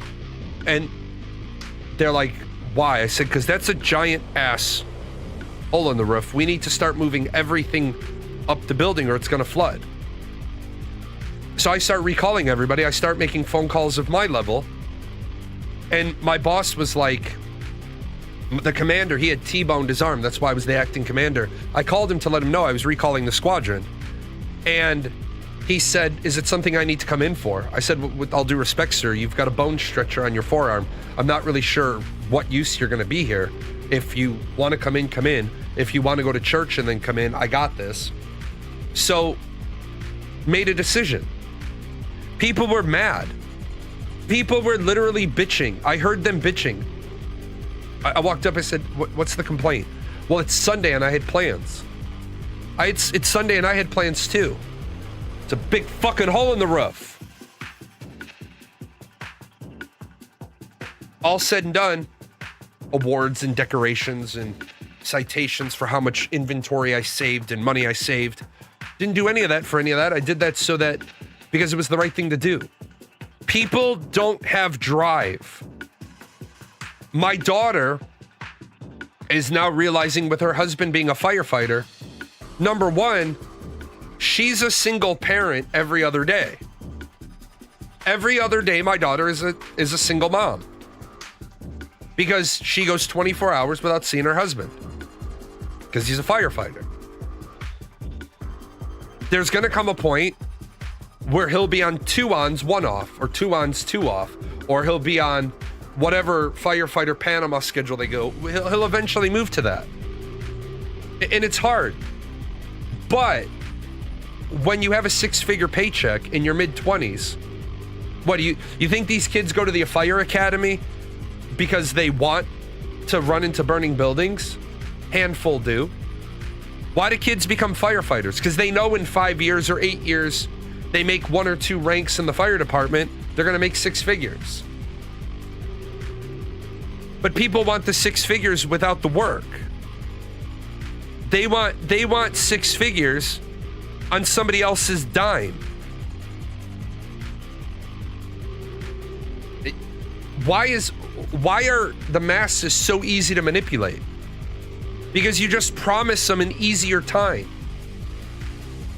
I promise you that minimum wage will go up and your life will be better, and I'm gonna work hard for a universal basic income. I'm gonna work hard for a living minimum wage.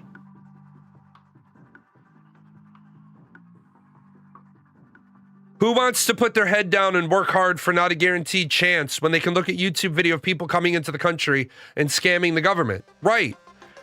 And there's the problem. If you put the time and worked up these low-paying positions, it's smart that these companies invest in your education. Yeah. Where's the article I pulled for the government is holding checks? Trump administration says it's withholding social safety net money from 5 states over fraud concerns. It was easy for me to put my head down and work because I was ignorant. No, you put your head down and work because that's what everybody is supposed to do. Oh my God, what did this fucknuts say? I hate this fucknuts, I swear. For a very long time, buying and owning a home was considered the pinnacle of the American dream. It was the reward for working hard and doing the right thing. But now, because of the record high inflation caused by Joe Biden and the Democrats, the American dream is increasingly out of reach for far too many people. It is for that reason that I am immediately taking steps to ban large institutional investors from buying more single-family homes, and I will be calling on Congress to codify it. People live in homes, not corporations. I will discuss this topic, including further housing and affordability proposals, at my speech in Davos in 2 weeks. Now, this I agree with. This I actually agree with. This is a good plan. This is how you actually fix the housing crisis problem. Because when supply is low and demand is high, the price will go to whatever the market will bear. If you make the supply suddenly go up and the demand doesn't keep up with supply, the price comes down. If you force all of these big corporations that own thousands of single-family homes to sell them, that's good. But there's two problems attached to that still. Problem number one, there are an awful lot of people that will not qualify for a mortgage. And they will not qualify for a mortgage because although they are able to pay their rent right now, they have a credit history that fucks them. Number two, we've already started giving people mortgages when they don't meet the strictest guidelines of who qualifies for a mortgage.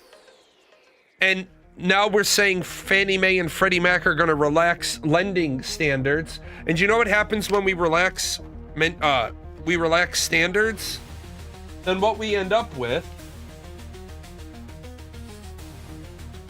is we end up with a situation like 2008 where you've got a stripper who owns a $500,000 home. You're just creating more demand. Yeah, if you give people loans that don't qualify, you increase the demand, which keeps the price high. Do you even think a lot of these people can climb out of the gutter in massive debt? No. But the only debt I care about leveling is student loan debt. Because student loan debt was debt that they decided to take, and they didn't know what the problem was going to be. They're trying to make the VA pay funding on second loan and beyond. You already do pay closing costs on your second loan and beyond. That's not a new thing. The first time you use your VA loan is free. The second time it's 1%. The third time it's 2%, and so on and so on. Student loan debt is and was hyper. Oh, see, Delaron's a great example. I can tell you outright. I'm going to use Delaron as an example because I've known him his whole adult life. This young man looked at life, is from a well-off family, not like rich family, but not poor. This young man worked his ass off at UPS, worked his way up the ranks at UPS, went to school, served his country because he saw all the doors. All the doors that he needed, the sacrifices he needed to do to earn the key to open the door. Delaron knew from he's a young man who knew from the fucking very beginning, getting a college degree didn't mean automatic success.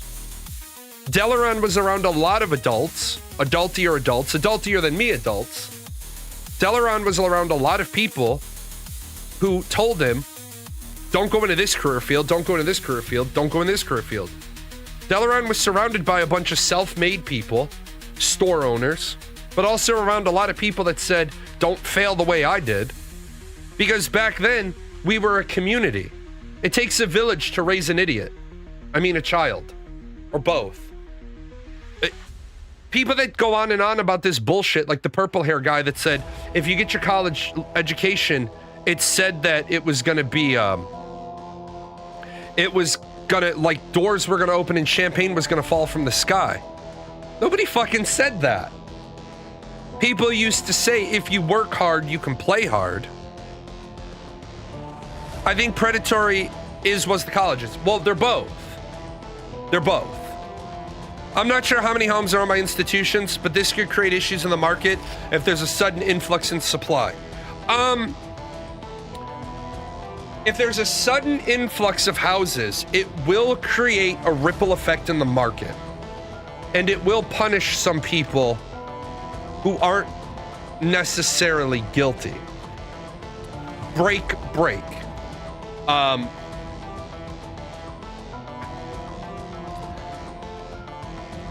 So for example, I told you, my house has gained $133,000 in value in 9 years. That's absurd. That's absolutely absurd. You should not make that kind of increase. You should not get a 76% increase in home value in 9 years. You just shouldn't. That's ridiculous. But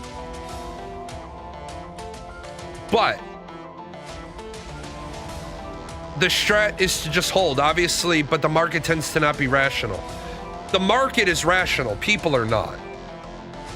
That's where you see the issues. Like, I don't know what I'm up. I'm up like 14 grand this year. It's like 7 days into the year and I'm up 14 grand already. So it's like, great, I'm making like $2,000 a day on investments. Because, you know, it's the beginning of the year and I gotta cover. I'm taking my first I normally don't take my first vacation until July. I'm taking my first vacation in February.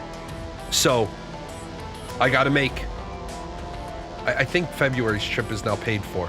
But I have to make a significant amount of money in trades and investments this year. I'm up 14 grand.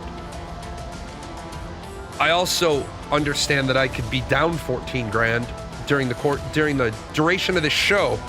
The market could do something and I could lose money. That's why I've already pulled the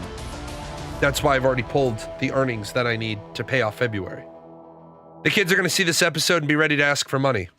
Well, one of my kids knows that she has gotten all the money she's going to get. I paid her stipend every month for a number of months. The other one gets all the money they're going to get because I pay for their apartment, their car, their phone, their food when they need it, their utilities, and their internet.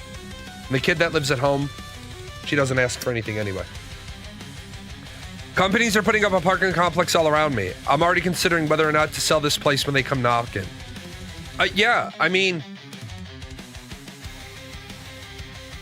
somebody offered to buy some land that I own.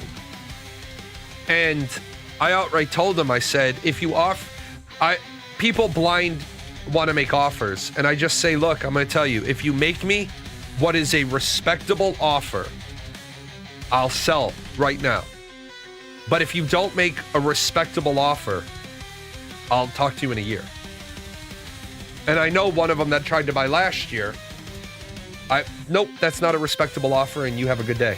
I know they're going to come back along here shortly. No interest in selling, but if they offer me everything's for sale. Just so we're clear. Yeah, I know what the answer is. The price point is what I'm considering. Exactly. Everything is for sale. I don't care who you are or what you have. Everything is for sale. Everything's for sale. But I don't have any interest in moving right now, so this house is not for sale today. But if somebody came along and said, those are people, those aren't things, but even my kids, you make a respectable offer and we'll talk. But if they came along and offered me the right amount of money, I'd sell my house. Anyway, Trump administration is withholding social safety net money from 5 states over fraud. Families who rely on child care and family assistance programs deserve confidence these resources are used lawfully and for their intended purposes. 5 states, California, Colorado, and Illinois, Minnesota, and New York, are all targeted. You mean blue state, blue state, blue state, blue state? You mean we're identifying Trump's political enemies?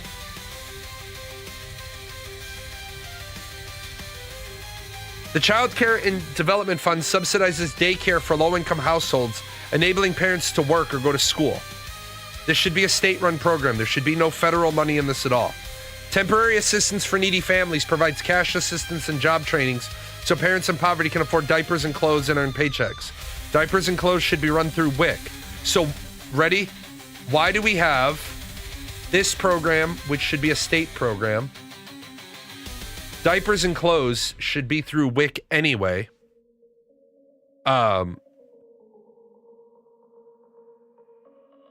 Social Services Block Grant, much smaller fund, supports several different social service programs. The Social Service Fund is a small fund that supports social service programs. Trump himself has not spoken on the specifics.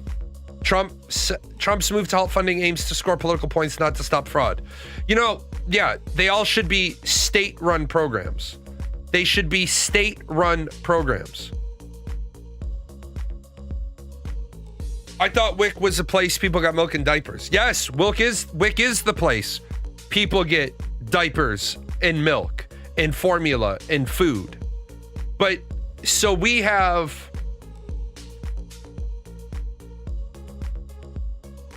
SNAP and we have WIC, but WIC and SNAP both provide milk, cereal, aid.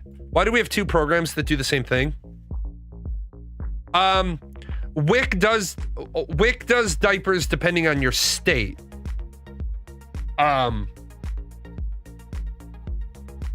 Some states do diapers, but unfortunately, off the top of my head, I don't know if the states that I know that do diapers pay for the diapers or if they distribute donated diapers. So that's something I would have to dig into.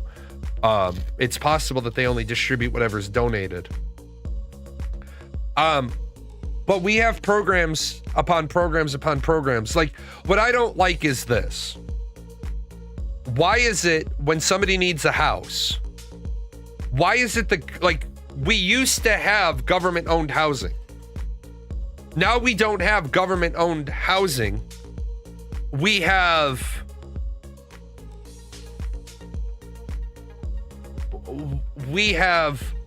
programs that we give landlords money to take in people who need housing.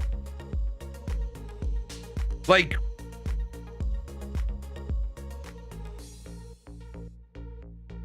we can't fix these problems because people don't want the problems fixed. People want what they want. Like, for example, when I had properties, when I had rental units, what would happen is I list this rental unit for $1,400 a month. And if I've done all of my Section 8 HUD paperwork, then I go onto their list of tenants. So what happens is Section 8 comes to me and they say, we'll give you $1,000 a month and you can only collect $400 in rent from the tenant. So I do that. Now, what happens is after a year, they tell me how much more I'm getting, but I still can't change what I collect from the tenant. Well, this becomes a driving factor because say I have 3 units and I'm charging $1,400 for each of them. And HUD comes in and says they'll pay $1,000 and I collect $400 from the tenant. And then the next year they come along and say they'll give me $1,100 and I can get $400 from the tenant. Well, what this just did is it just made the rent on my other two places go up to $1,500. Because if I can get $1,500 from HUD, you're there. If you don't do your HUD paperwork, are you just ineligible for those particular tenant agreements, or do you use other things? You just lose. You can't have HUD tenants. It just means that you can't have rent subsidies. That's all it means. 99 times out of 100, they don't. Section 8 and HUD doesn't want to work with a landlord that doesn't want to work with them, because there's so many that will. Not to mention, most of the Section 8 tenants tear their houses apart. Yeah, and then that's the other piece that. So HUD comes in, HUD does the inspection, they take photographs for their records, they see the state of the house. Well, HUD is ultimately responsible for the security deposit. Well, as long as you don't have violation upon violation upon violation, these people do $7,000 worth of damage to the house. You call HUD and you're just like, hey, those assholes you had in here, they just tore my place up. Dance. Yeah, why most Section 8 landlords are practically slumlords. Because they get top dollar, and all they have to do is not have infractions. And then you flip the unit, you send the bill to HUD, and they pay it.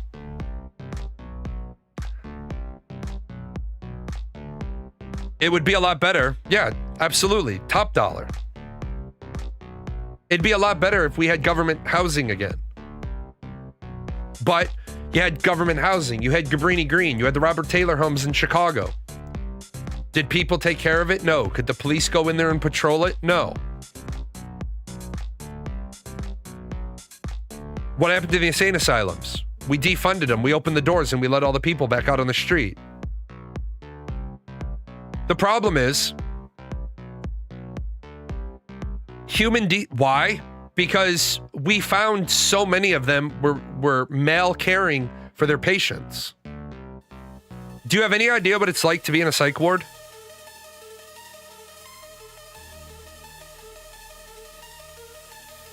Yeah, who wants to try to police a shooting gallery?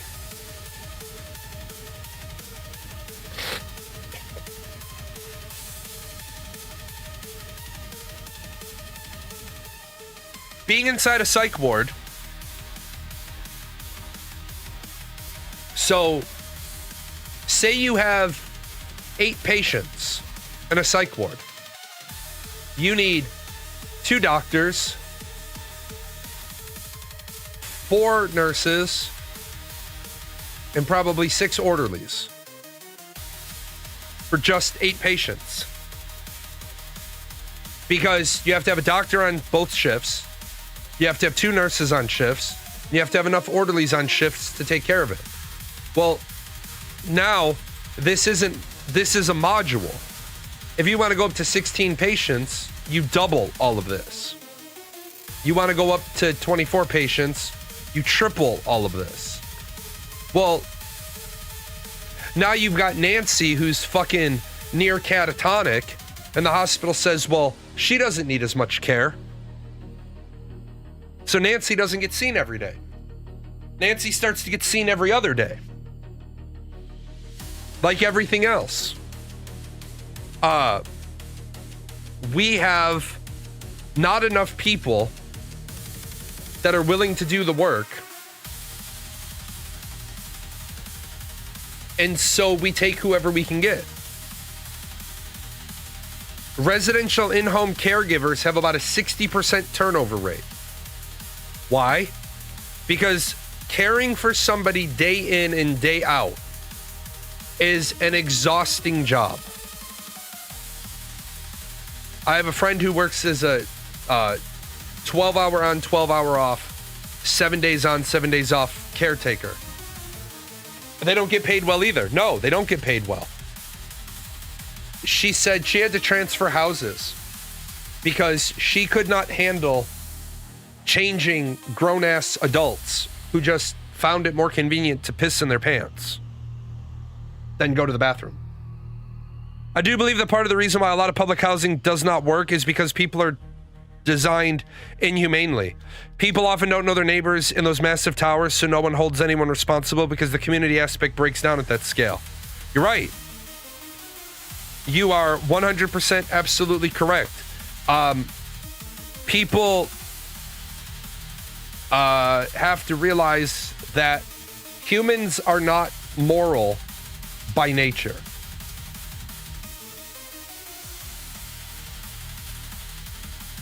Morality is external. Morality is taught. You are not moral from birth. You are the product. Morality is the product of nurture, not nature. Period.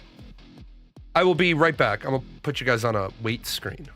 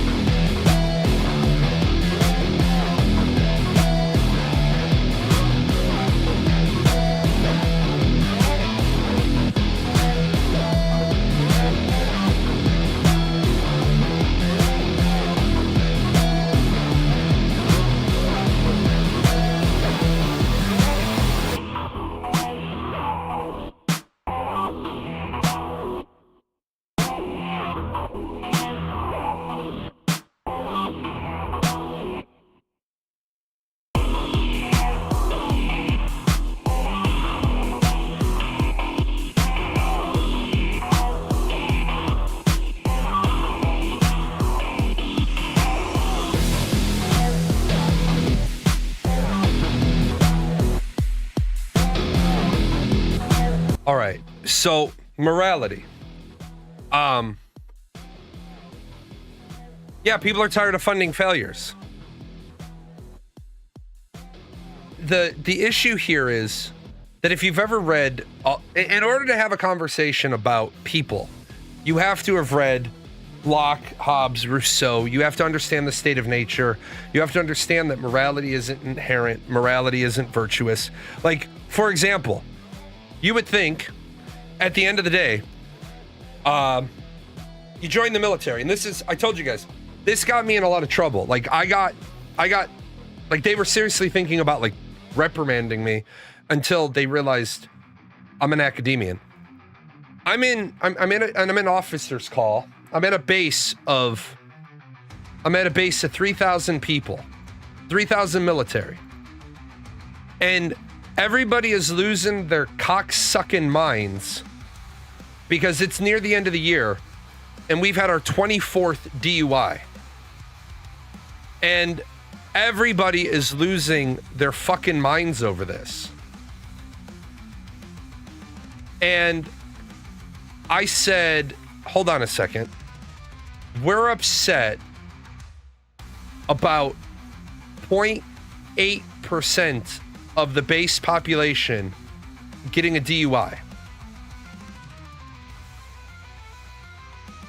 And my boss, I wasn't trying to be confrontational, but they're carrying on like this is the end of the fucking world. And I was like, hold on a second, just so I can understand the gravity of the situation.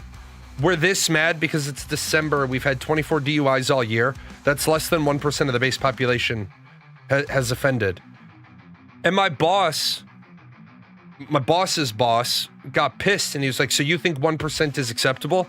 I said, as a social scientist, yeah. I said, as a social scientist, if we were a town of 3,000 people and had 24 DUIs, that would be amazing. That would be a celebrated statistic. And then my boss, in front of people, decided to be like, so I assume that, he said, so are you under the assumption that X amount of theft, murder, and sexual assault is acceptable? I said, I never said the 1% was acceptable, but it's the known value. It's below the known value. We know that a population of 3,000 people is going to have X amount of theft and X amount of murder and X amount of sexual assault and X amount of DUI and X amount of anything. And he was mad. He was pissed. And so I got sent out of the meeting to his office as I'm sitting there and I'm just writing notes and I'm sitting there and I'm on the phone and I'm writing up the statistics. He comes back, he starts fucking screaming at me. And he's like, I don't like being undermined. I'm like, sir, I'm not undermining you. I'm letting you know that from a social scientist perspective, you are never, ever going to have 0 DUIs at a military installation. Ever. Period. You can't, sir, you cannot, in good conscience, worry about DUIs at an installation that has a class 6. No, you couldn't make it 0. You cannot make any activity have 0. You can't. You never will be able to. Magnus, you gave people would be given an order, general order number 1 in the deployment zone. You would think that general order number 1 would be like, do your job, or don't show cowardice in the face of the enemy, or don't do any number of like 50 fucking things that would be more important. General order number 1 in the deployed zone is no sex with anybody. General order number 1 isn't man your post, be good to prisoners, don't beat people. General order number 1 for the US military is literally no sex in the deployed environment. If you put breathalyzers in everyone's car, it would be 0. No, it wouldn't. No, it wouldn't, because a breathalyzer doesn't disable the interlock at 0. It interlocks it at a range. Also, I don't want to put breathalyzers in everybody's cars, because then nobody can use mouthwash. They could set it to 0. Then nobody can use mouthwash.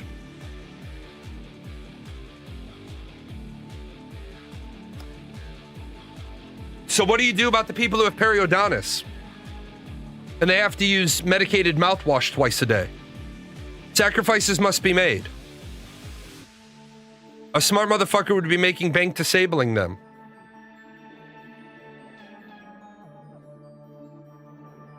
How is it people with ignition interlock devices get a buddy to blow? Yep. People with ignition interlock devices get DUIs. People with the DUI thing get pulled over and get a DUI. You cannot externally control a behavior. You simply cannot. Was this percentage higher or lower than other bases? It was lower than other bases. As you saw, I think Grumpy Old Man posted the statistic.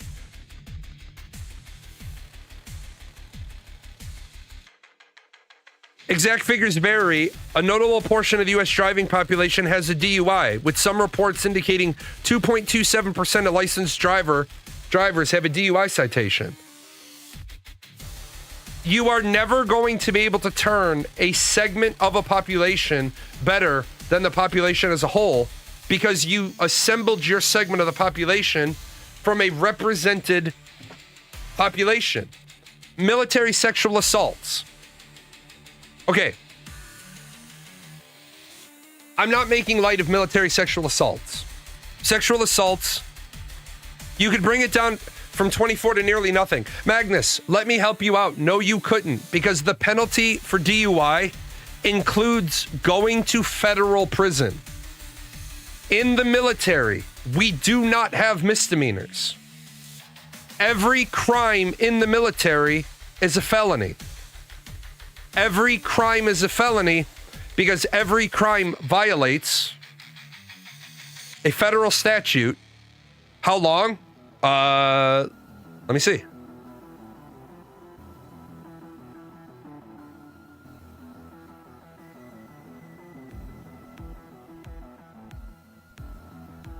$18 months of confinement. 6 months confinement if the DUI did not result in personal injury. 18 months confinement if the DUI results in personal injury to another person.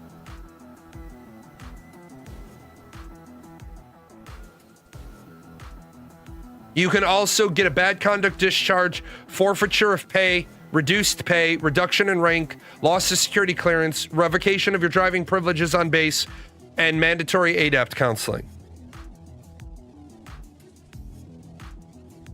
Even in the face of all of that.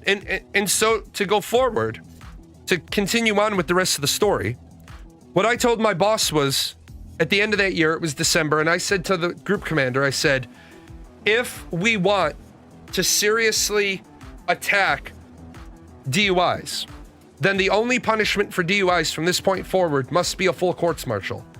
We can no longer offer Article 15s. So the group commander's like, well, that seems a little extreme. I said, do you want to solve the problem or not? So like 3 months go by. Nobody in the MSG, the mission support group, I was an MSG officer, nobody gets a DUI. Every one of the people that worked for me was required on Friday, the ex-military people will tell you, Friday is called final form. It's your final formation until you start base liberty.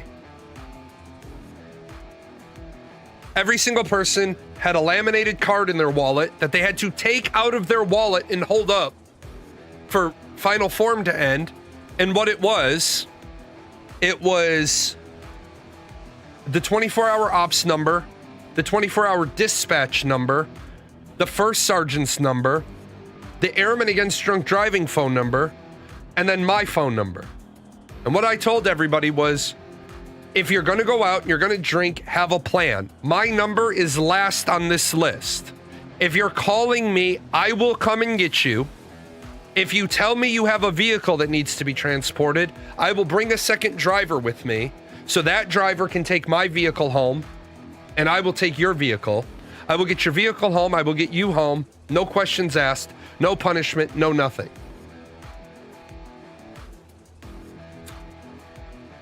Guy under my command gets a DUI. Fuck that. Prefer charges. His immediate supervisor, the superintendent of his shop, and his flight commander all came to see me and said, you're really going to prefer charges against him? Yep. I'm not fucking around.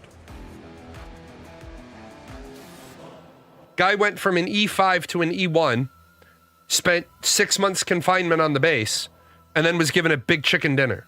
Bad conduct discharge. Now that happened in March.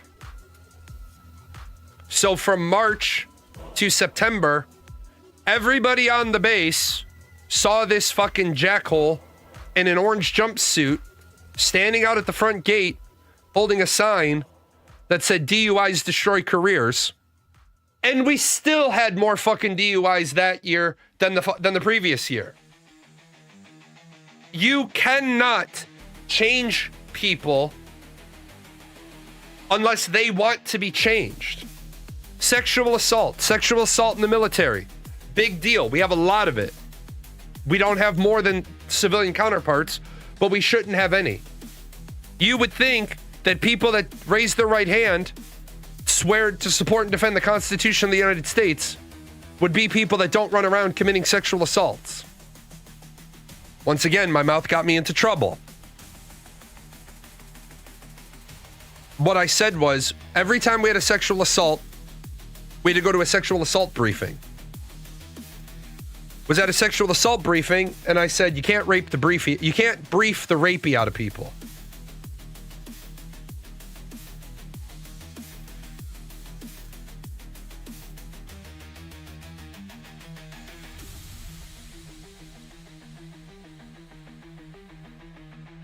Yeah, saw an E5 get booted for pissing hot for weed after 4th of July weekend. Yeah. Sexual assault. Any form of sexual assault. So we had time after time after time after time sexual assaults. Then I said, you can't brief the rapey out of people. I got chastised for it. You should be supportive of this. Supportive of what, man? We're shutting down the base for a whole day to give people the same fucking briefing they got 2 weeks ago. 2,997 people on this base haven't committed a sexual assault. Yet we're all now sitting through the same briefing for the third time this quarter. Same thing with the suicide prevention thing. That one got me in. That one I got sent to counseling for. We had like a 5th suicide in the whole fucking military, in the whole Air Force, not the whole military. We had our 5th suicide, so we had to go back to suicide prevention. And I was like, shit, man, if I gotta sit through another suicide prevention briefing, I'm just gonna kill myself. You gotta be a fucking dumbass. There's a 0% chance that the base will not have an all-call piss test after a holiday. Yeah. If you're gonna be dumb, do a drug that's only in your system for 48 hours.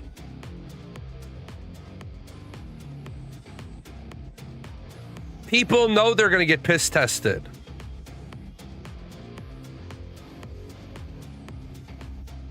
People know they're going to get piss tested. And what happens? They still do stuff that gets them in trouble. Like I'm not ashamed to say this. Hold on, I gotta send a tracking number.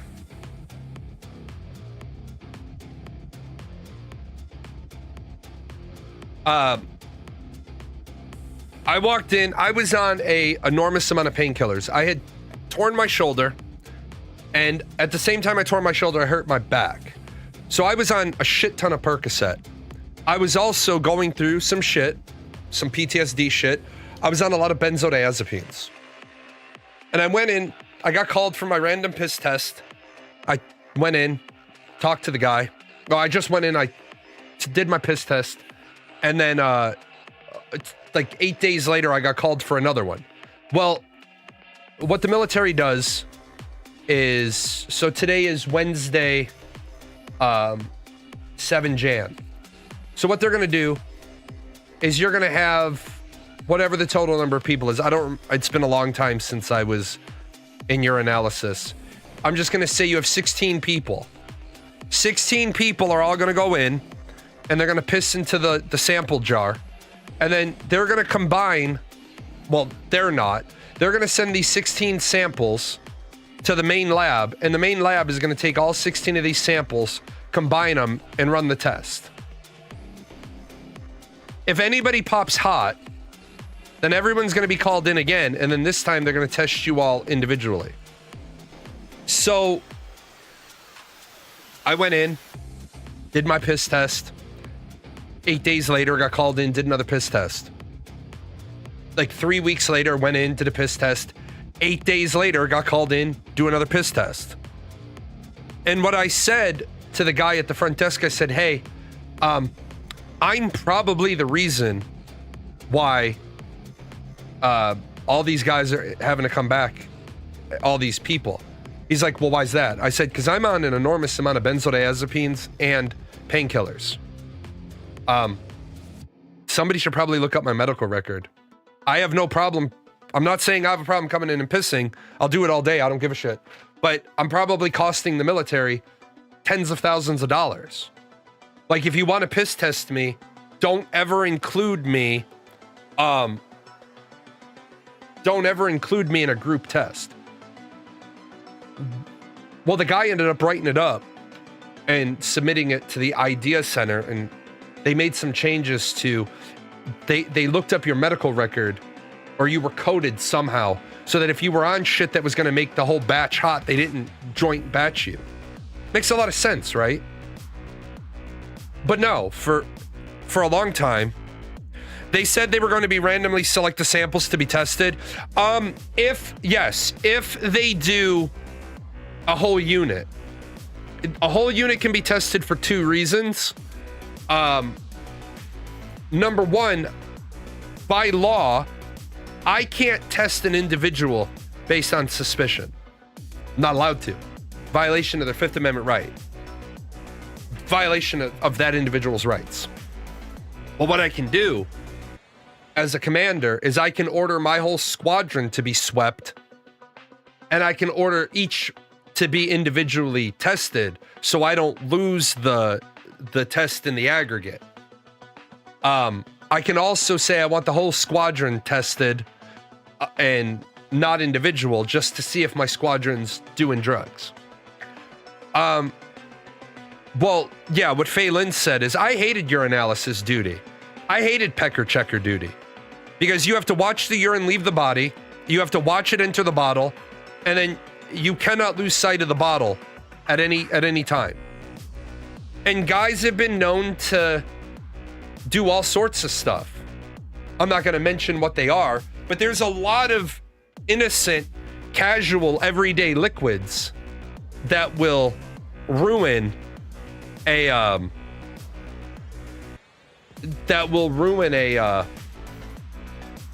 urinalysis test.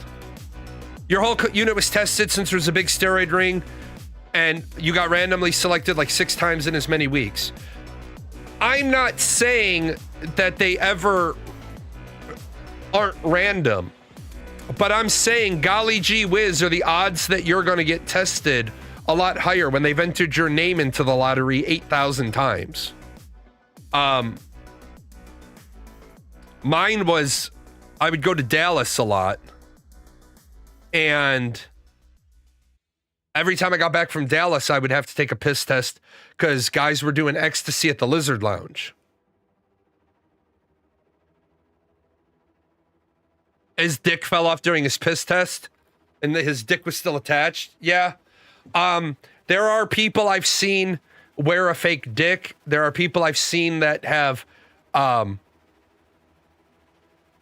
had, and this is so beyond gross, there's guys that have pushed another person's urine up into their bladder, basically with a catheter, so that they have enough to give the sample of clean urine.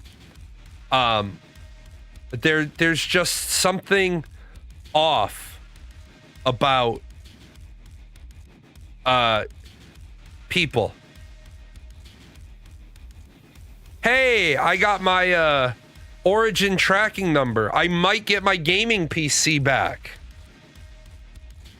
Hopefully it goes out today and they didn't just generate the label today and it's going to sit on the dock till tomorrow. Hopefully it went out today. Fucking had my fucking PC for a month. What the fuck, guys?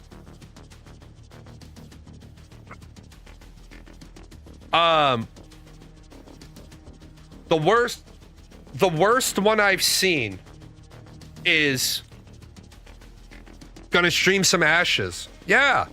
I have to do one Ashes stream. I wasn't able to because my PC was down. There was a guy. Oh, my PC. I don't have a quote PC.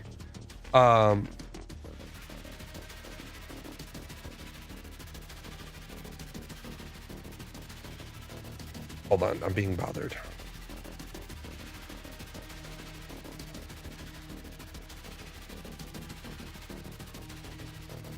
My gaming PC is nothing impressive. It's Intel processor with a 4080 in it, but I run a 2 PC setup normally so that I can have all this PC that I'm on right now isn't really a gaming PC. It's my workstation and my streaming box. It doesn't have it has a 5950 in it instead of a 5900 because I went with a work processor, not a gaming processor. Because of editing the videos. Now I realized I really don't like making YouTube videos. Maybe if I find a game that I love, I'll go back to loving making YouTube videos. But no, you got people in the military that know they're going to get caught and they smoke drugs. And so why are you so fucking dumb? Like, you know you're going to get caught. Why are people in the military so dumb when literally all they need to do is go to the doctor? And let me back that up a second. In the Air Force, I don't know how kind and loving all the other branches of service are. In the Air Force, you go to your doctor, you tell your doctor you're addicted to a controlled substance and you want to go to ADAPT and you want to go to inpatient treatment, and literally a shield goes over you and you get like all immunity. Like, literally, as long as you told your doctor you have a drug problem before you were served with paperwork, you literally could be a fucking cokehead and say to your doctor, yeah, I'm addicted to cocaine and I want to go to the 6-week treatment program. You go to the 6-week treatment program and nobody can take any penalties against you. Yep, people are still fucking drug addicts. It's almost as if while on active duty, if you just do what you're supposed to, things would be fine. We are on active duty. And honest to God, you're on active duty, and do yourself a favor. Don't think, just do. Don't try, if you're enlisted, don't try to be clever. Just do your fucking job. Well, I gotta still study for promotion. Well, of course you have to study for promotion. That's part of your job. Got these people that they go to work, and then when they have free time at work, they're reading a trashy, smutty romance novel, not just girls. And I'm like, hey, why don't you bust out some CDCs? So I had a girl, young woman, she worked for me. Every time she had downtime, she didn't sit in the break room with the other airmen who were just smoking and joking. She sat out at one of the desks with headphones on and studied her CDCs. And she came to me about 6 weeks into this testing, because I told them all, if you guys want to be successful, don't sit in there. Don't sit in the break room just smoking and joking. Sit out at one of the desks, put headphones on so you're not bothered, and just study your CDCs. She came to me about 6 weeks into this and she's like, LT, can I ask a question? I said, sure, what's up? She's like, I've noticed that during the day, I go on my fuels run. She was a fuels troop. She refueled airplanes. She said, I go out on my fuels runs, but then when I'm back here, I never get tagged for the bullshit duty. I said, yeah, because you're studying. And she's like, well, shouldn't I still be doing my fair share of the bullshit duty? No. Bullshit duty goes to the people that are smoking and joking. Goes to the people that are sitting around reading smutty, trashy romance novels. You're advancing your career. So, I'm not going to have you fucking raking leaves or washing gravel if you're studying. So she took her tests. She promoted. She scored like fucking in the 90s on both PME and SKT. I was like, that's how you make rank. Now, that you're done making rank. You have an awful lot of bullshit duties to do.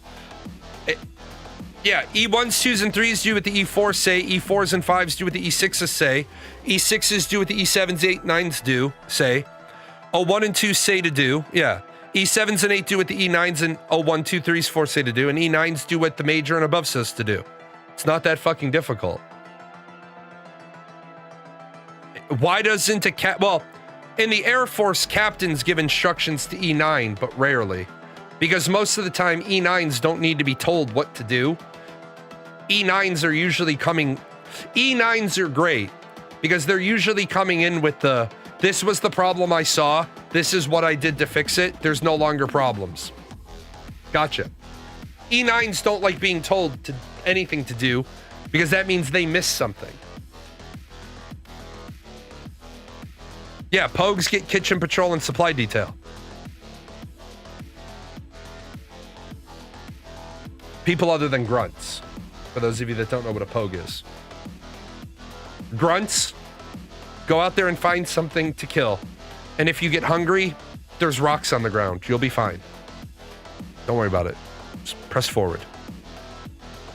Let's see, what else do we have? What to know about Ukraine's allies' security guarantees as the war nears 4 years. Ukraine allies have made major progress towards defending the country if a peace deal is struck with Russia. Leaders from 27 European countries and Canada, as well as the US and other officials, discussed in Paris. After nearly 4 years of war, Ukraine's allies praised the progress made Tuesday on framework of international security guarantees to be activated after a ceasefire. Are you all fucking stupid? Russia wants a ceasefire. So,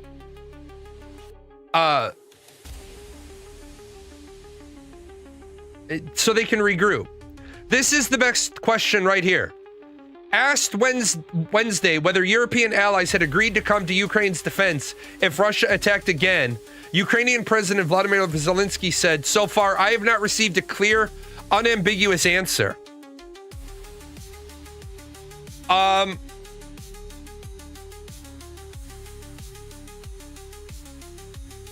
If I was President Zelensky and I didn't get guaranteed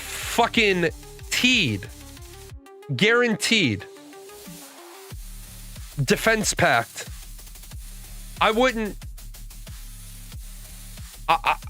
wouldn't agree to any peace terms. You're going to give Russia a bunch of your eastern land, and then everybody's not like, we're going to jump in. No answer is an answer. Yeah, not making a decision is a big decision. It's just like, not to make light of that, but it's like when you play CK3. And I like video game analogies. And you want to keep your allies happy. But your army is on the other side of the world. Call the war. Will you come defend me? Yes. But you're going to send troops, right? You are sending troops, right? It's okay. Like, we're living in a world that's just dumb. Gen Z protesters in Nepal are angry at the government they installed.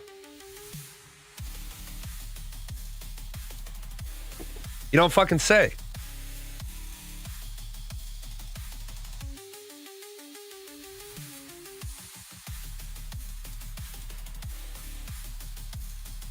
His leg was amputated. The 22-year-old said he regrets giving up so much for the little that has been achieved. Violent protests left 76 people dead. Gen Z activists forced the appointment of Nepal's first female prime minister, a retired Supreme Court judge who promised fresh elections in March. Okay. So let me break down a little bit of a problem here. I'm really, really, really good at fixing problems. It's why periodically I don't do a show or two, because I pick up a contract. I am a CPI, a continuous process improvement guy. But what I really am is I'm a problem solver.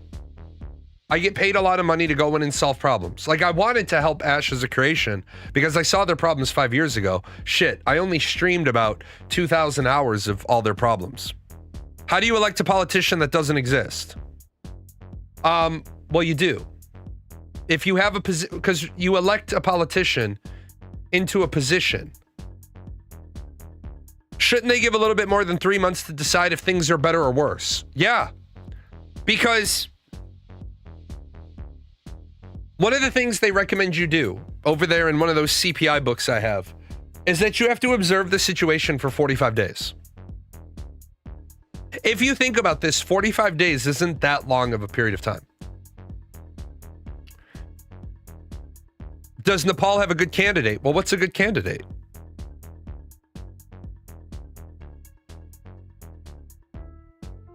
What makes one person good? That is the question. My thing is this. I don't like solving problems in scenarios where I don't have absolute authority. And the reason why I don't like solving problems in places where I don't have absolute authority is because if I have accountability, then I want authority. I don't ever want to solve a problem if I don't have the authority to solve the problem, because I'm going to get blamed if the problem doesn't get solved. Simple put.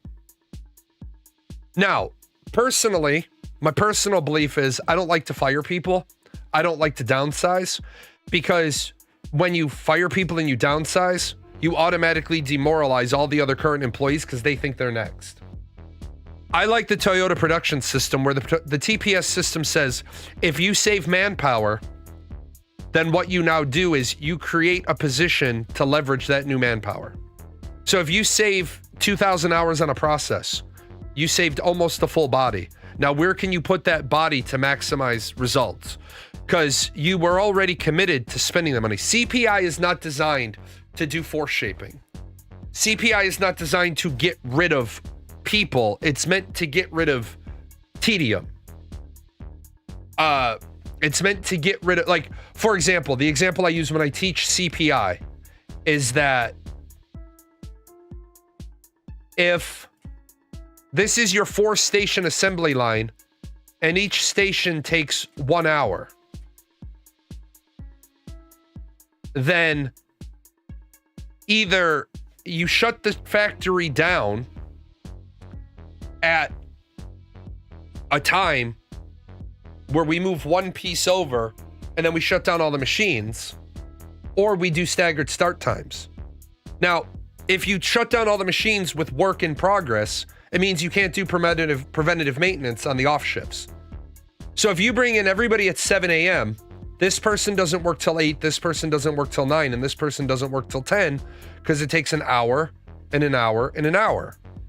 But that works really well if you bring this person in at 7, this person in at 8, this person in at 9, and this person in at 10.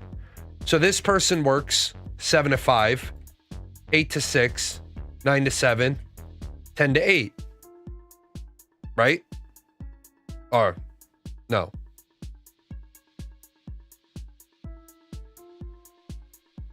Seven to 5. Why can't I do fucking math in my head? 7 to 3. 7 to 3. 8 to 4. 9 to 5. 10 to 6. Bring all those over. Then, at 3 o'clock, the engineering team can do maintenance on this machine, right? 4 o'clock, 5 o'clock, 6 o'clock. They just move down the stations.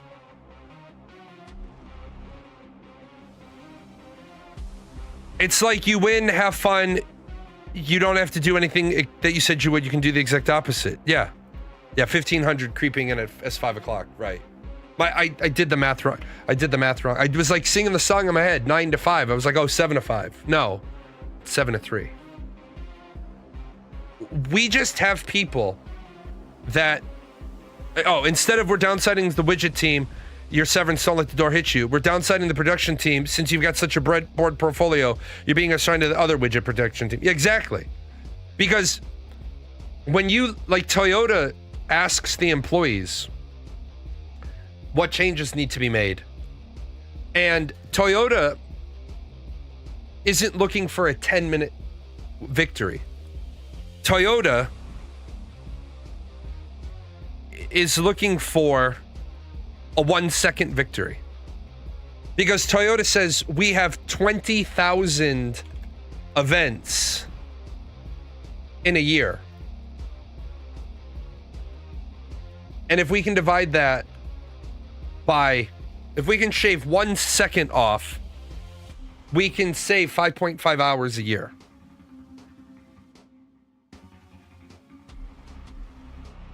So if we're always looking for the 1 second gain, what will happen if we...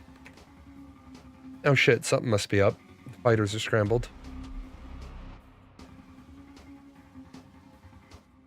If you can save a second, if you're always looking to save even 1 second, then it becomes easy when you find the job that's like 10 minutes. I saw a stupid thing on a TV show, but it was funny. I think it was Malcolm in the Middle.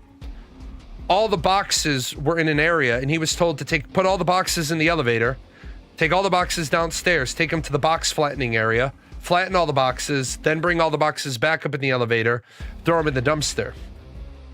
So he broke down all the boxes where he was. It took him 10 minutes. 1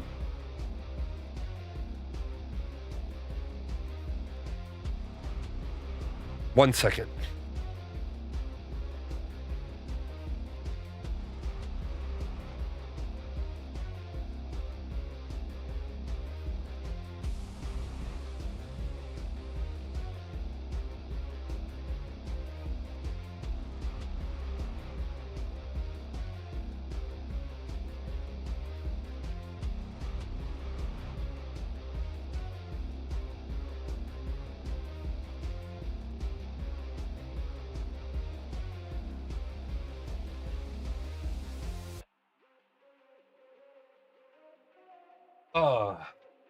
So, I bought a pair of shoes specifically for neuropathy.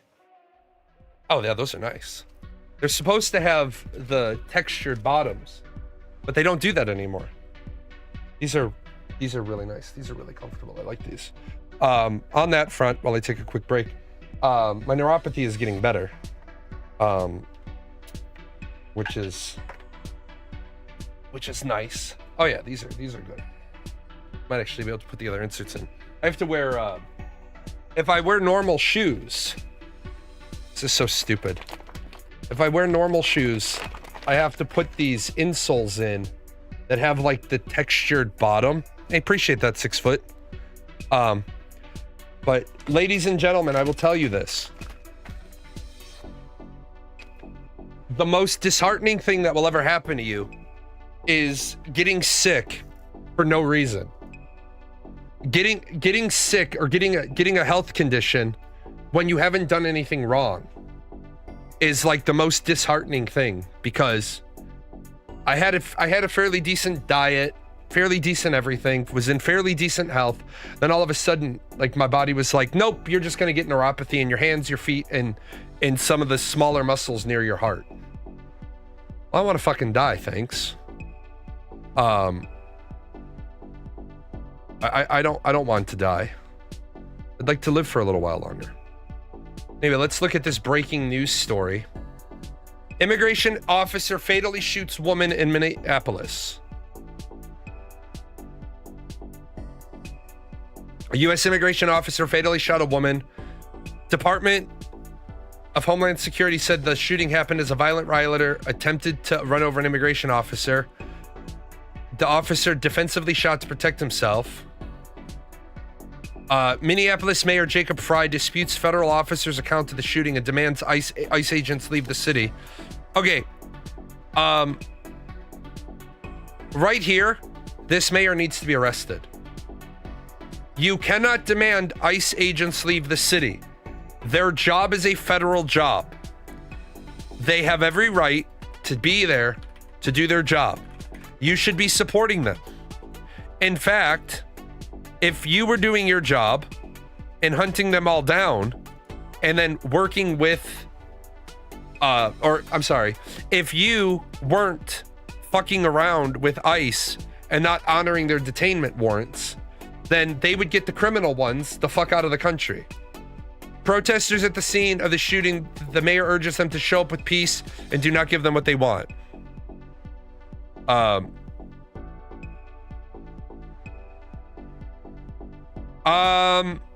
The shooter is supposed to be charged. No, no. You are never supposed to be charged. You are never supposed to be charged. I don't know where you got that. You are supposed to be investigated. You are supposed to be investigated in parallel investigations.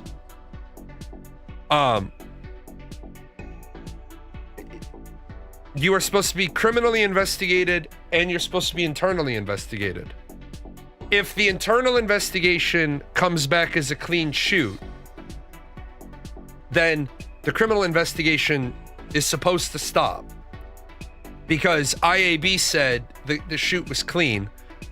If the IAB comes back not clean, then there is an administrative course of action, but then the criminal investigation continues. And then and only then, when the criminal investigation has enough evidence to justify a charge, then that gets presented to the DA, the state's attorney, and then they decide if they're going to charge. This idea that they're supposed to get charged and the charges drop is where we run into the problem, because you're only supposed to be charged with a crime if you've committed a crime. Yeah, charging agents versus the criminal investigation. Yes, there is always supposed to be two investigations happening in parallel. You have the IAB investigation, which is, and even though they call it internal affairs, sometimes the internal affairs department is a completely different organization. And then you have the criminal investigation. If this is clear, then this usually terminates that. If this is questionable or what's known as a dirty shoot, then this goes on. But you could be, how can I create a scenario? I could be found that it was a dirty shoot by IAB because I went immediately to lethal sources. And so they say, well, what I did was a violation of my training. But the state's attorney could get the evidence packet and say, I'm not charging this because although I had the option to pull out a taser, the person was within 9 feet, and I happened to pull out my firearm. Is there a video to this, somebody said? If we can find this, see if we can find this video.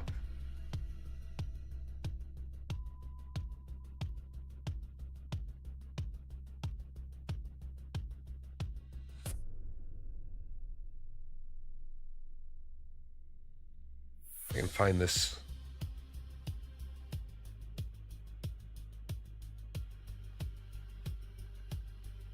I'm not finding the video.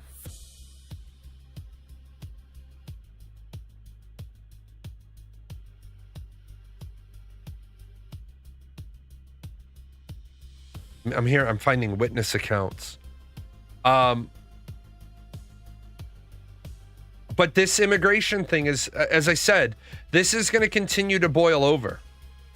And the reason why this is going to continue to boil over is because the mayor of Minneapolis saying he's ordered ICE to leave. You can't order ICE to leave. ICE has a job to do. And that job is they need to find all the people that shouldn't be in America. Why are people trying to kill the ICE agents? And why is the mayor trying to have everyone work against them? Because Okay. There are 340 million people in America right now, but there aren't 340 million American citizens. There's approximately 59 million documented immigrants and approximately another 12 million undocumented immigrants. So when we add this up, we have 340 million Americans, 340 million people in America.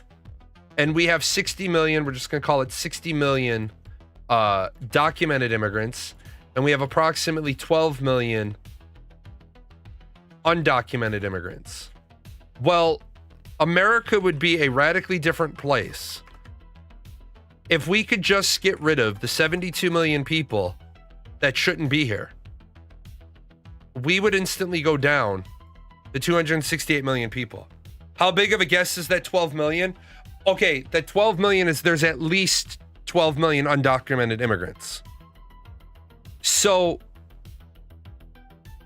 you're talking about a 22% slice, a 22% reduction in the number of people in America if we got rid of all the undocumented immigrants and all the documented immigrants. Now, does every documented immigrant need to go away? No, they all don't. You'll notice that my platform doesn't call for getting rid of everybody. My platform calls for getting rid of everybody who doesn't belong here. Just because people, you'll notice, have you noticed though, since I created this slide and put this up, the number of people who come in and say, well, what you believed last week was different? No, because what I believe is right the fuck one here. Well, why are the documented ones here? Because the documentation allows them to be here.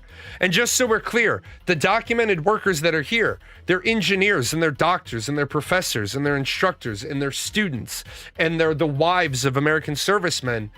American service members get married when they're in England or Germany or Japan. No, they're not illegal. There is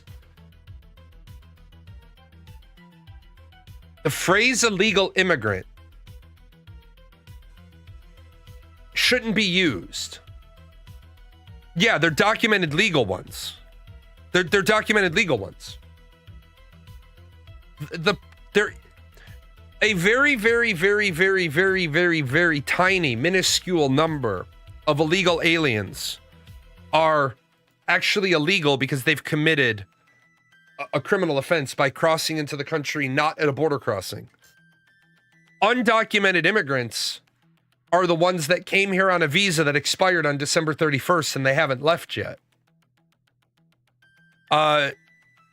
Drove up in an unmarked truck and told her to get out, yanked the handle to her door. She backed up slightly, tried to leave. The video ends after that point. The shot is not actually visible. So she was deliberately avoiding hitting them. Well, okay, so let's say that's the truth. If you show up in an unmarked car and tell me to get out of my vehicle, I'm going to hit you. Period. Dot. I'm going to run you over. If you jump out of an unmarked vehicle, I'm going to run you over. I'm saying I'm going to run you over. Because I am not subject to the laws of any organization that jumps out of an unmarked vehicle. I am subject to the laws of common sense and decency. Where you want to pull me over in a marked squad car. I'll look out and I'll be like, oh shit, what's up?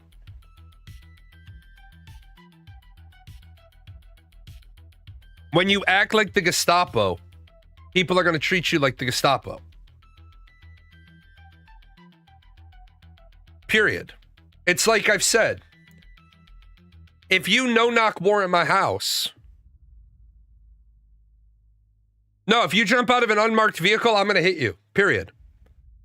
If you jump out of an unmarked vehicle, I'm going to be fearful for my life that it's a kidnapping, not law enforcement action. Because there is nothing about me that requires you to jump out of an unmarked vehicle to detain me. If you treat people like animals, they will respond like animals. As I've said, if you no-knock warrant my house, congratulations. The first guy through the door is probably going to get dropped. Because there's no reason to no-knock warrant my house.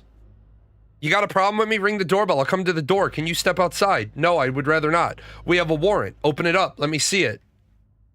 Take it to the judge's page. Okay, it's signed. I'm going to step out. Oh, I'll show it. It's news. Okay, so I don't give a shit. No, I don't think we need to know what she was doing and why she was doing there. We need to focus on the officer's actions. Oh, I've got to... Are you gonna fuck with me? You guys gonna make me do this the other way? Motherfucker.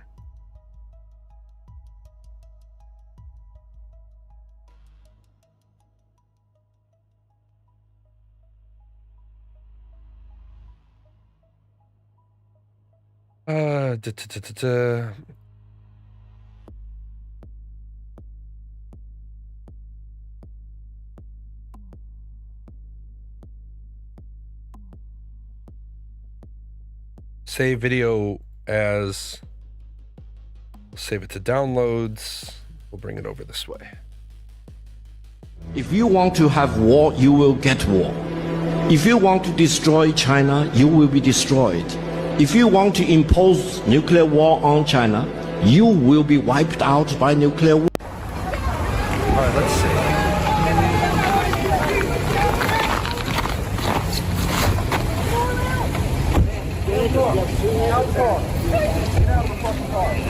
No!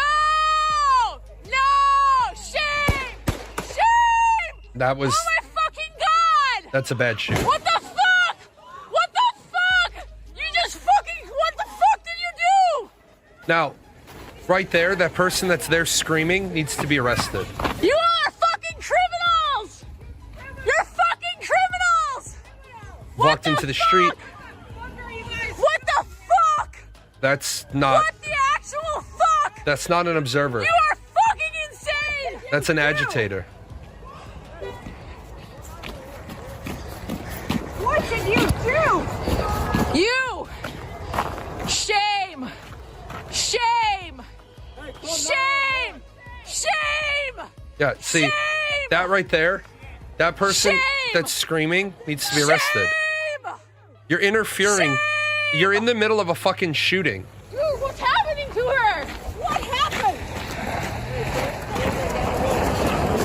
They should, and see, they should arrest the people that are there chanting and screaming because they're interfering with an active investigation. You were fine at first. You're fine at first. You were there. You were recording. Now nobody can deny it. That's a bad shoot. She was turning. It's pretty clear she was turning to go back to the left. Now, why she was turning to go back to the left, we don't know. But that's a bad shoot. If you stand in front of a vehicle, no, it was clear. It would contextually, we know that she was there and she was either blocked from going straight, so she tried to turn and go left. Now, what blocked her to go, if it was the police or whatever, don't know why she was trying to go that direction.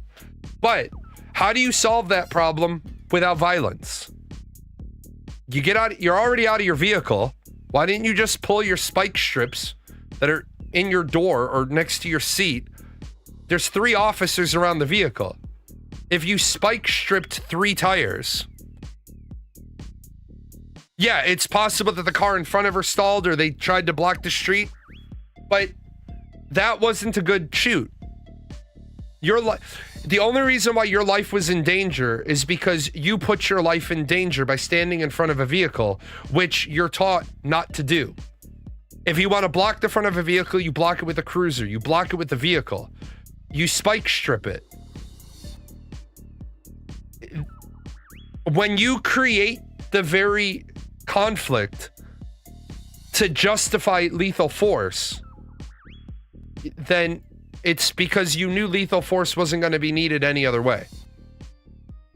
the only reason why that officer will probably get not fucked completely is his statement will be, I felt in danger of my life and she attempted to run over me with her vehicle.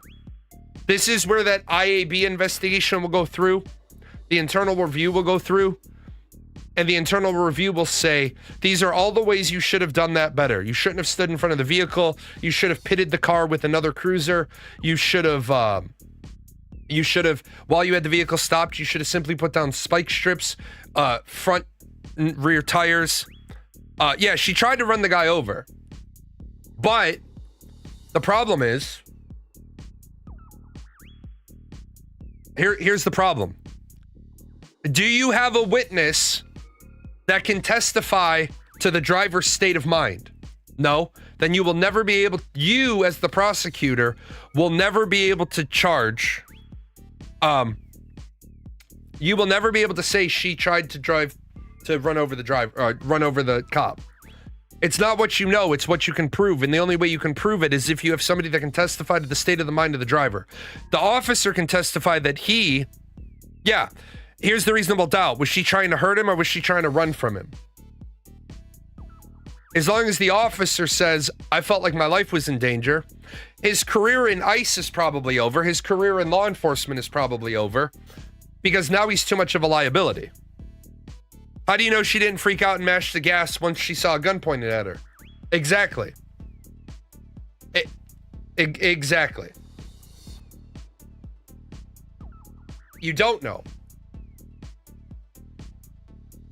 Right, but he pulled his gun when she started moving, but he could have easily not have been in front of the vehicle, which he's not supposed to be in the first place. Not supposed to be in front of a vehicle. It's a great way to get hurt. So we're kind of in this is the powder keg that I'm always talking about. First of all, the social media problem. You're out there screaming, what the fuck did you do? What the fuck did you do? You're fucking sick. You're fucking animals. You know what? Stay on the sidewalk. Because now you're jaywalking in the street. So you're under arrest for jaywalking. You're under arrest for walking into a crime scene. I didn't know it was a crime scene. Yes, you did. You were videotaping it. You're under arrest for interfering with a federal investigation. And I'm not saying I don't want people out there recording. Because we absolutely need people out there recording. But what we need is people out there recording who aren't dumb fucks, who understand the right of the press is to observe, not to agitate. You're literally screaming at the officers agitating. Well, they should have arrested the person that was screaming. You walked into a crime scene.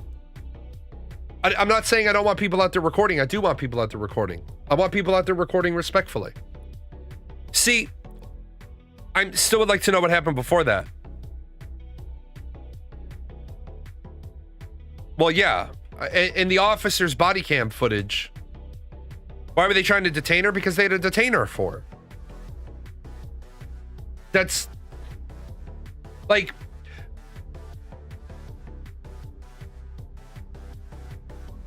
yeah, she was turning the wheel to avoid hitting him. And here's what they tell you. You never, like, they teach you this every time you're going to be in conflict resolution. If you're about to terminate somebody, you don't offer them coffee. When you're going to HR and they don't offer you coffee, you know you're about to be terminated. Because they don't want you to take a hot cup of coffee and splash it in somebody's face.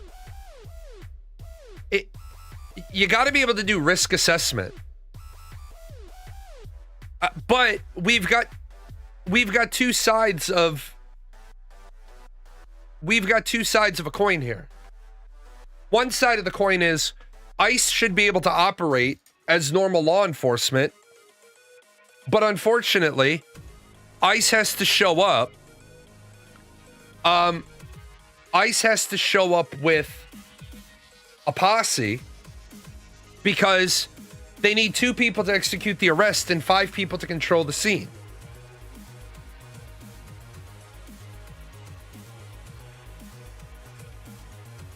the mayor of the governor of Minnesota, the mayor of Minnesota, whoever said they wanted ICE out, well, you don't get to have ICE out.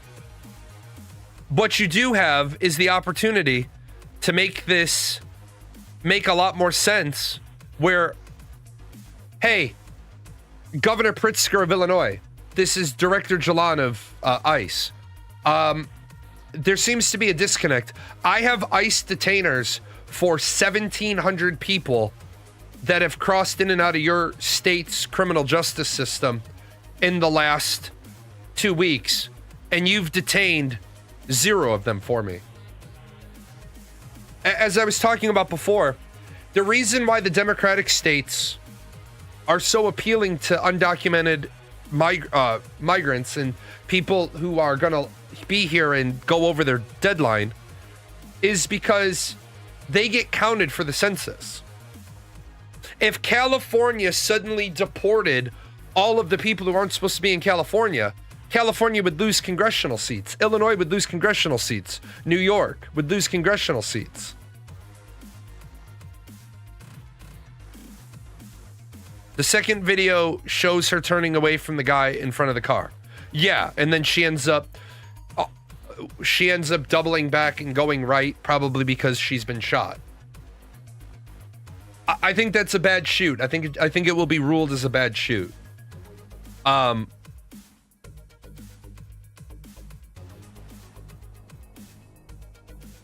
They can't publicly condemn one ICE officer because the public would condemn them all. No, you can, and you can condemn one ICE officer. That's called integrity. The director of ICE should look at that and say,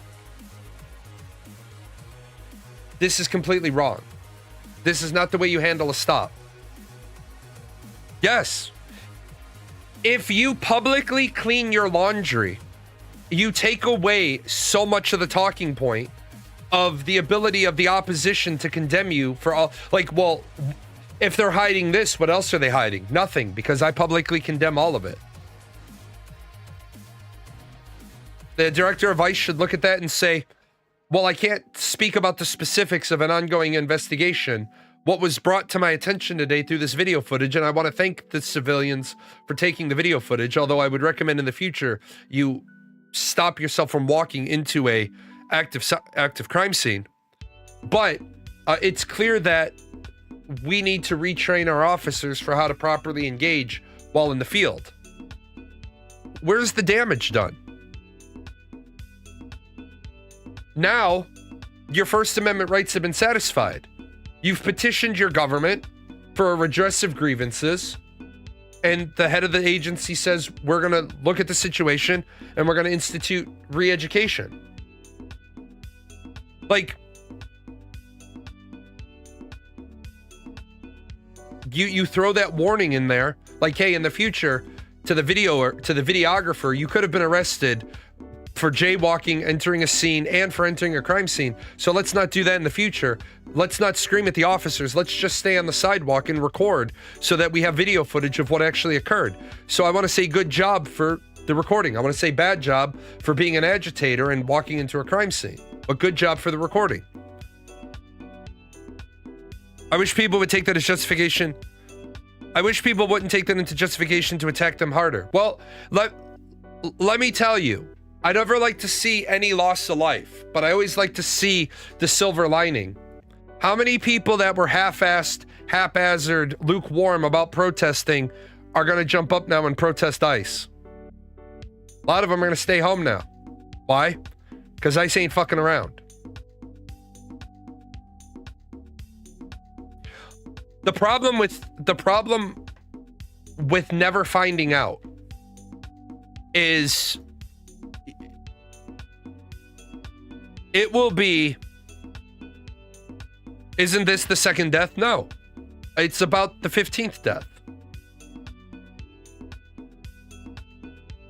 Look at how much it settled in the people that fucked down when Derek Chavanaugh got prosecuted. If organizations would fucking take care of their bad eggs, everyone would start trusting the good eggs more. Yeah. Person recording could have been shot. Yeah. You start screaming, you start carrying on.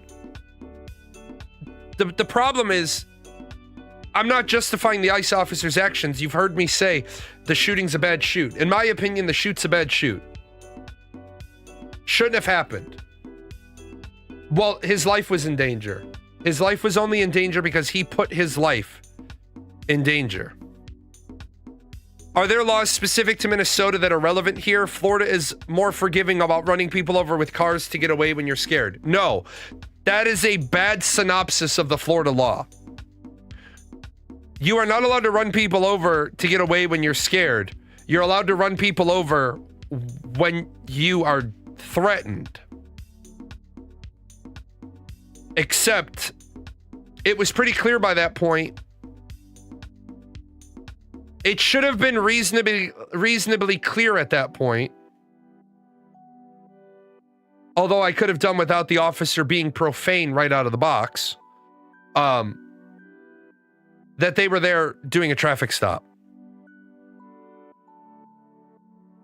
It was pretty clear. The issue is, she knew they were ICE. She could... Okay, so first of all, for anybody not aware of this, so that we can keep it on the level. If you are here and you are an immigrant,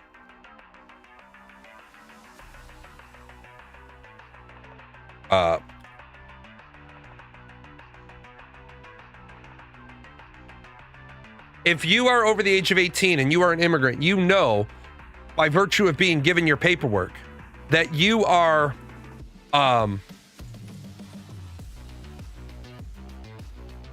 you are required to carry your documentation with you. I'm pulling it up right now.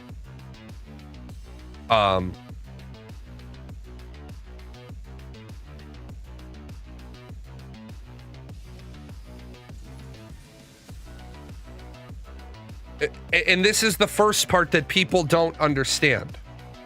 So when you're an immigrant, and I've helped lots of my family members, 18 U.S. Code 1304, forms for registration and fingerprinting. Every alien 18 years of age or over shall at all times carry with him and have in his possession any certificate of alien registration or alien registration receipt card issued him pursuant to subsection D. Any alien who fails to comply with the provisions of the subsection shall be guilty of a misdemeanor and shall, upon conviction for each offense, be fined not to exceed $100 or be in prison not more than 30 days or both. Okay, so you have to, if you are given an alien registration card, you know, you are told this when you are given it, that you're signing, according to 8 U.S. Code 1304, that you have to carry this card with you at all times. Now, you don't have to carry the original. You can carry a copy. But you're required to give it over. Now, when you start digging through all the regulations, if you are an immigrant and you are stopped by law enforcement, you are required by law to inform them you are an immigrant and here is your paperwork allowing you to be here. Period. Fucking dot. There's no misunderstanding. So all these people that say ICE doesn't have the right to ask them for their paperwork, yes, they do. Now, yeah, they read that shit to you. You have to sign the form of understanding when you apply for your visa. A visa is that documentation. So the fucking bullshit that we have is that people are saying, oh, well, it's not right that they have to carry documentation with them. Not right for who?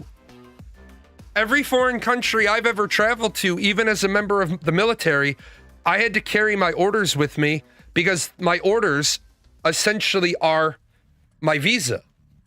The status of forces agreement states when I'm in a foreign country, I will identify myself as a U.S. military member, and if I'm stopped by law enforcement,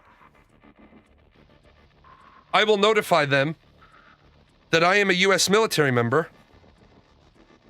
and that way they know whether or not they're prosecuting me or they're turning me over to the base for prosecution. I don't get why all of a sudden what's good enough for our military members isn't good enough for non-citizens.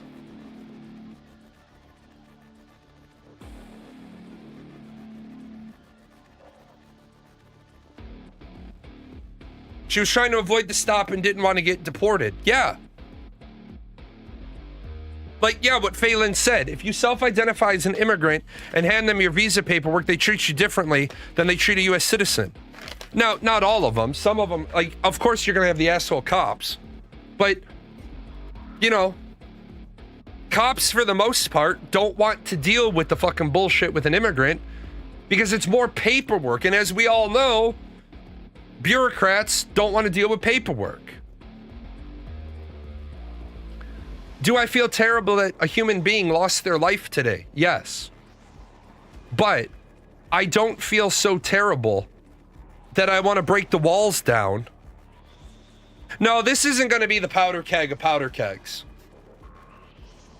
Especially because it happened in Minnesota right now. Because what's going to happen is the standard bigoted, racist, ignorant American population is going to turn around and say, well, Somalians have been stealing from Minnesota, so it doesn't matter. Especially if she turns out to be Somalian. What sucks, though, is that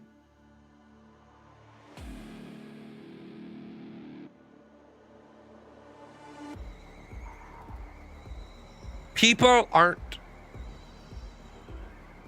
want their life to be better, and there's nothing wrong with wanting your life to be better. But people are wanting their life to be better, and they're just wishing in wishing and wishing and wishing. But they're not really willing to do anything to make their life better. They're not willing to roll up their sleeves and say, I'll get a second job. That's why I have empathy for people's struggles, but I don't have pity for their problems. No, it absolutely is true, Magnus. There are singleton examples of people who are trying really hard and they're just,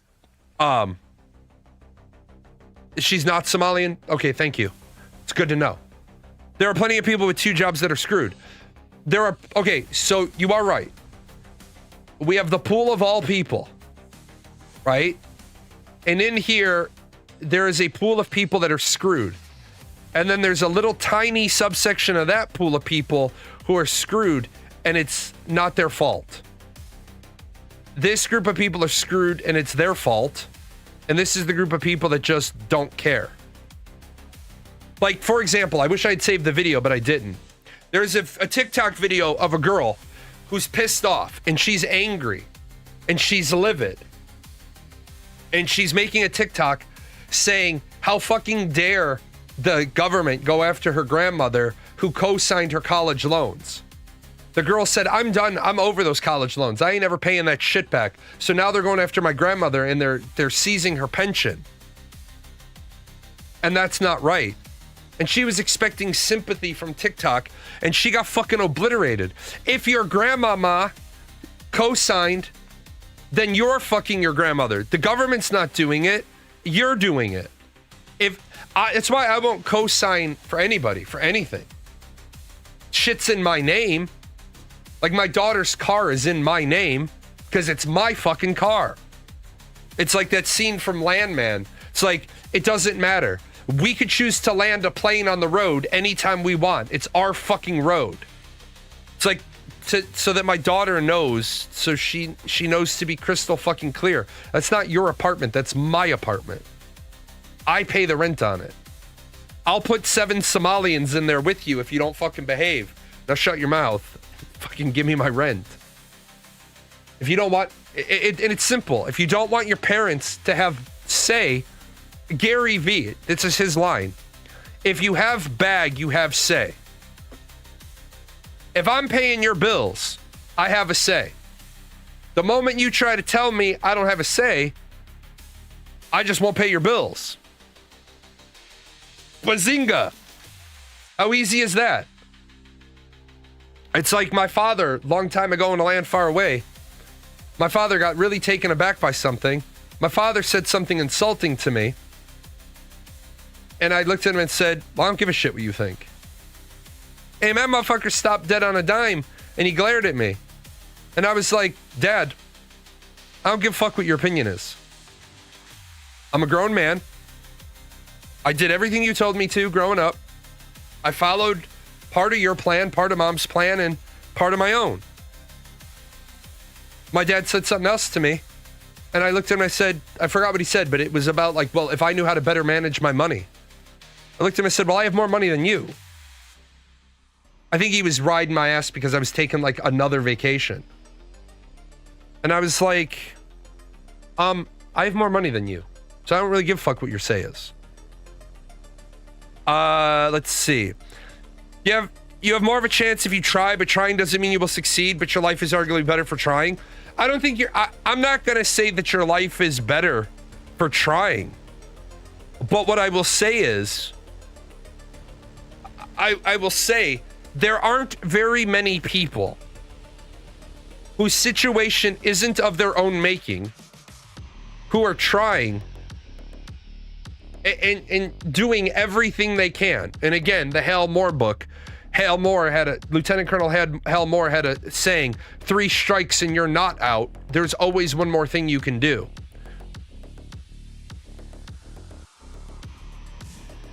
I've seen immigrants living 10 to a 1-bedroom apartment make it driving navigators and getting a mortgage. They just worked their asses off. I'm willing to bet they screwed themselves with their budgeting. Yeah, I mean, that's the problem is, I live in a town, really small town. There's a person with a piece of shit house that's worth about $60,000 and it's falling apart, but they have a fucking Tesla in their driveway.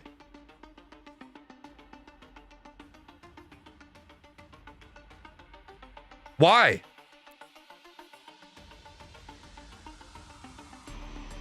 Why do you have a fucking Tesla? It may not be our fault you are in a situation, but it's your responsibility to do everything you can. Right. And it's too easy to screw yourself with budgeting when you have nothing. And you are absolutely correct. It is easy to screw yourself when you're bad with budgeting. What's even worse is, okay, so people say all the time that I'm a non-supportive friend. And I'm a non-supportive friend because I use the phrase "I told you so." And the reason why I use the phrase "I told you so" is because you need to fucking learn. And I've had friends say to me, well, I don't want a lecture from you. Okay, what is it you want from me? I just want sympathy. You want sympathy for a problem you fucking created? Hold on. You want me to have sympathy because you asked for advice, you didn't take the advice, everything went wrong, and now you want my sympathy when I fucking told you so. When should you move in with somebody? It's a pop quiz. If you have your own apartment that you're able to afford, when should you get a roommate? Anybody know the right answer to this question? And there is an empirical right answer to this question. You have your own apartment. You are able to pay for your own apartment with your paycheck, and you have a little extra. When do you get a roommate? See if anybody's brave enough to bite when the roommate should get introduced. When the future is you want to marry that person. Bam! There you go.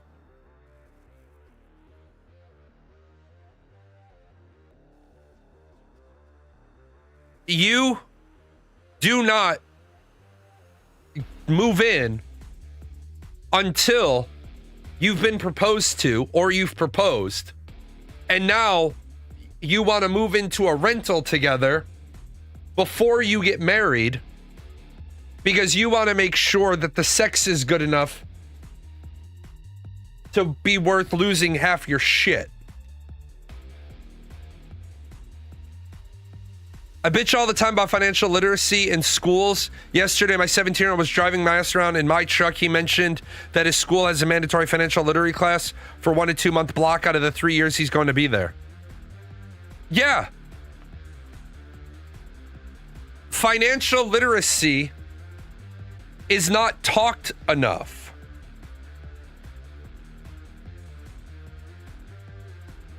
Financial literacy is not taught enough.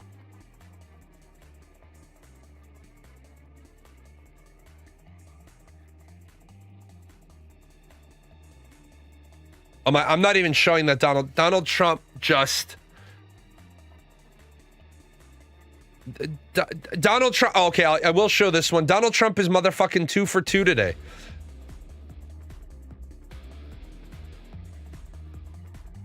Donald Trump actually impressed the shit out of me twice today. This is a long one.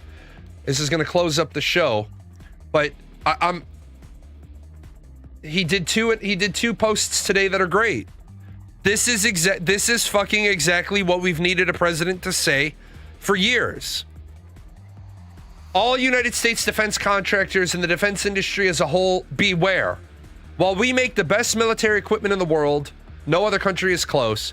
Defense contractors are currently issuing massive dividends to their shareholders and massive stock buybacks at the expense and detriment of investing in plants and equipment. This situation will no longer be allowed or tolerated. Executive pay packages in the defense industry are unjustifiable given how slowly these companies are delivering vital equipment to our military and our allies. Salary, stock options, and every other form of compensation are far too high for these executives. Defense companies are not producing our great military equipment rapidly enough, and once produced, not maintaining it properly or quickly. From this moment forward, these executives must build new and modern production plants, both for delivering and maintaining this important equipment, and for building the latest models of future military equipment. Boom! This is fire. Did he steal my playbook on this one? Until they do so, no executive shall be allowed to make in excess of $5 million, which, as high as it sounds, is a mere fraction of what they're making now. Additionally, the maintenance and repair of equipment once sold is far too slow and must be immediately enhanced. As president, I am demanding that maintenance be spot on time. Holy fuck. Therefore, I will not permit dividends or stock buybacks for defense companies until such time as these problems are rectified. Likewise, for salaries and executive compensation, military equipment is not being made fast enough. It must be built now with the dividends, stock buybacks, and overall compensation, rather than borrowing from financial institutions or getting money from your government. Longer term, this is good for executive and shareholders because it will be great for our country. Thank you for the matter. This is fucking amazing. This is something that I have said since I was a logistician in the military. Shit is not repaired fast enough. This is the second tweet today that he has made that's on fire. Defense industry should not have 700-day lead times for repairs. And I can't go into what sort of stuff is on that, but there's military equipment that's on a 700-day repair lead. Now, sometimes that happens. Real quickly, a stupid story. Boeing had a facility in Wichita, Kansas. They then sold the facility. And then the people that bought the facility auctioned off a lot of the equipment. And a guy bought a tap and die set.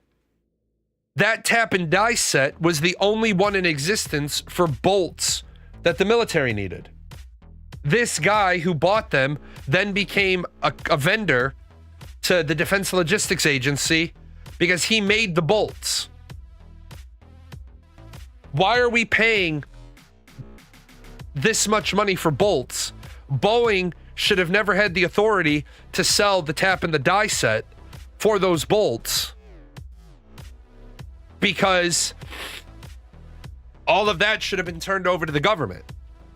If you build a piece of equipment for the military, part of that process should be building it, and then you can't decommission that line until we tell you it's okay.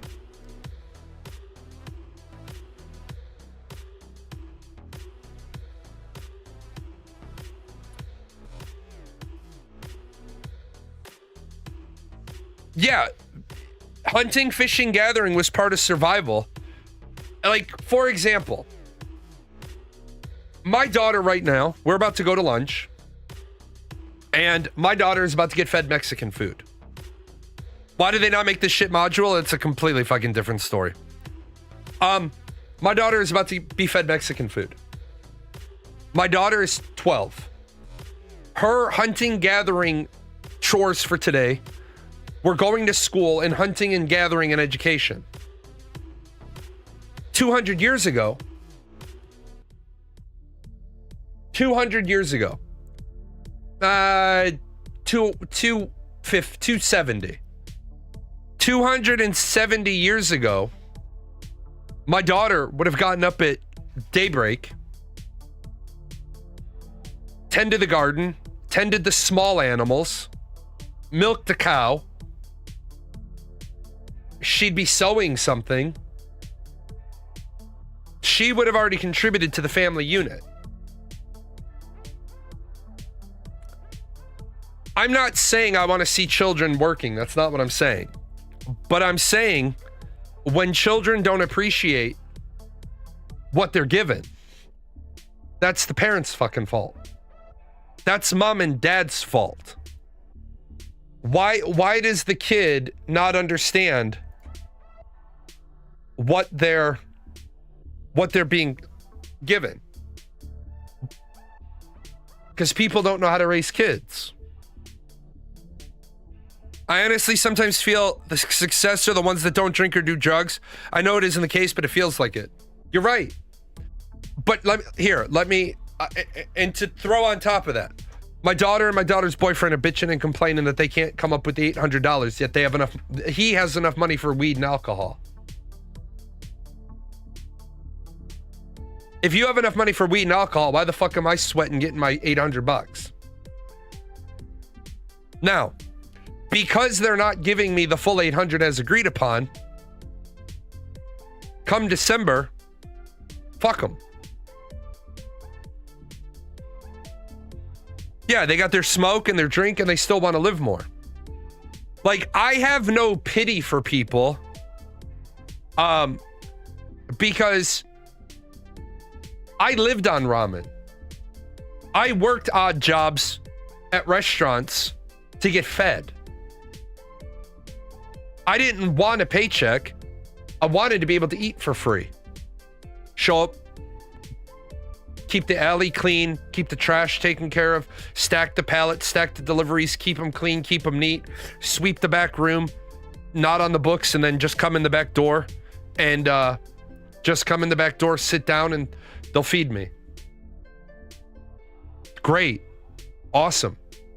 It's one less thing I need to worry about. People, as I finish up, people said, my friends said to me when I got the job at White Castles, they said, you could have gotten a job anywhere else and probably made more money. I said, no, I couldn't have. I said, I didn't take a job at White Castles because I'm dumb. I took a job at White Castles because I calculated out. At the time, White Castles paid $12.50 an hour on overnights because overnights sucked. I did overnights. I did 10 at night till 6 in the morning for $12.50 an hour. But I also went in at 9:30. I went in at 9:30, had about 8 cheeseburgers, an order of fries, and a drink. On my break, I had about 4 cheeseburgers, onion rings, and a drink. And then before I went home, I had a little they used to do these little like breakfast sandwiches. I had a breakfast sandwich. And people said to me, my friends said, how is that helping you? I said I pay $0 a day for food. The days I work, I eat all 3 of my meals at White Castles. Don't put a lot of junk on them. Don't have a lot of mayo. Just burger, beef patty. Sometimes my boss said it was cool. I didn't even put buns on them. I just made about 12 beef patties. Just ate those. But it was all free. Anyway, I'm hungry. I'm fat. It's a great show. I'm hoping that my gaming rig went out today, and I'm hoping it's a 2-day delivery. I am going to have to muddle through some Once Human on Friday because I took a contract. I might do that tomorrow. I might just muddle through on a single box because I took a contract to do, and I always fulfill that. And then hopefully I can get back to doing some gaming next week, mixed in with some politics. But I do love the politics show. I'll see you guys Friday. I wonder if the organic meat sack that runs this channel knows a lot of these sponsors don't sponsor us anymore. They were longtime sponsors. The credits are fine. Do we get paid? Is any of this sponsorship money for Gail, Daisy, the Chaos Fund? You are a figment of Jalan's imagination. I don't think you will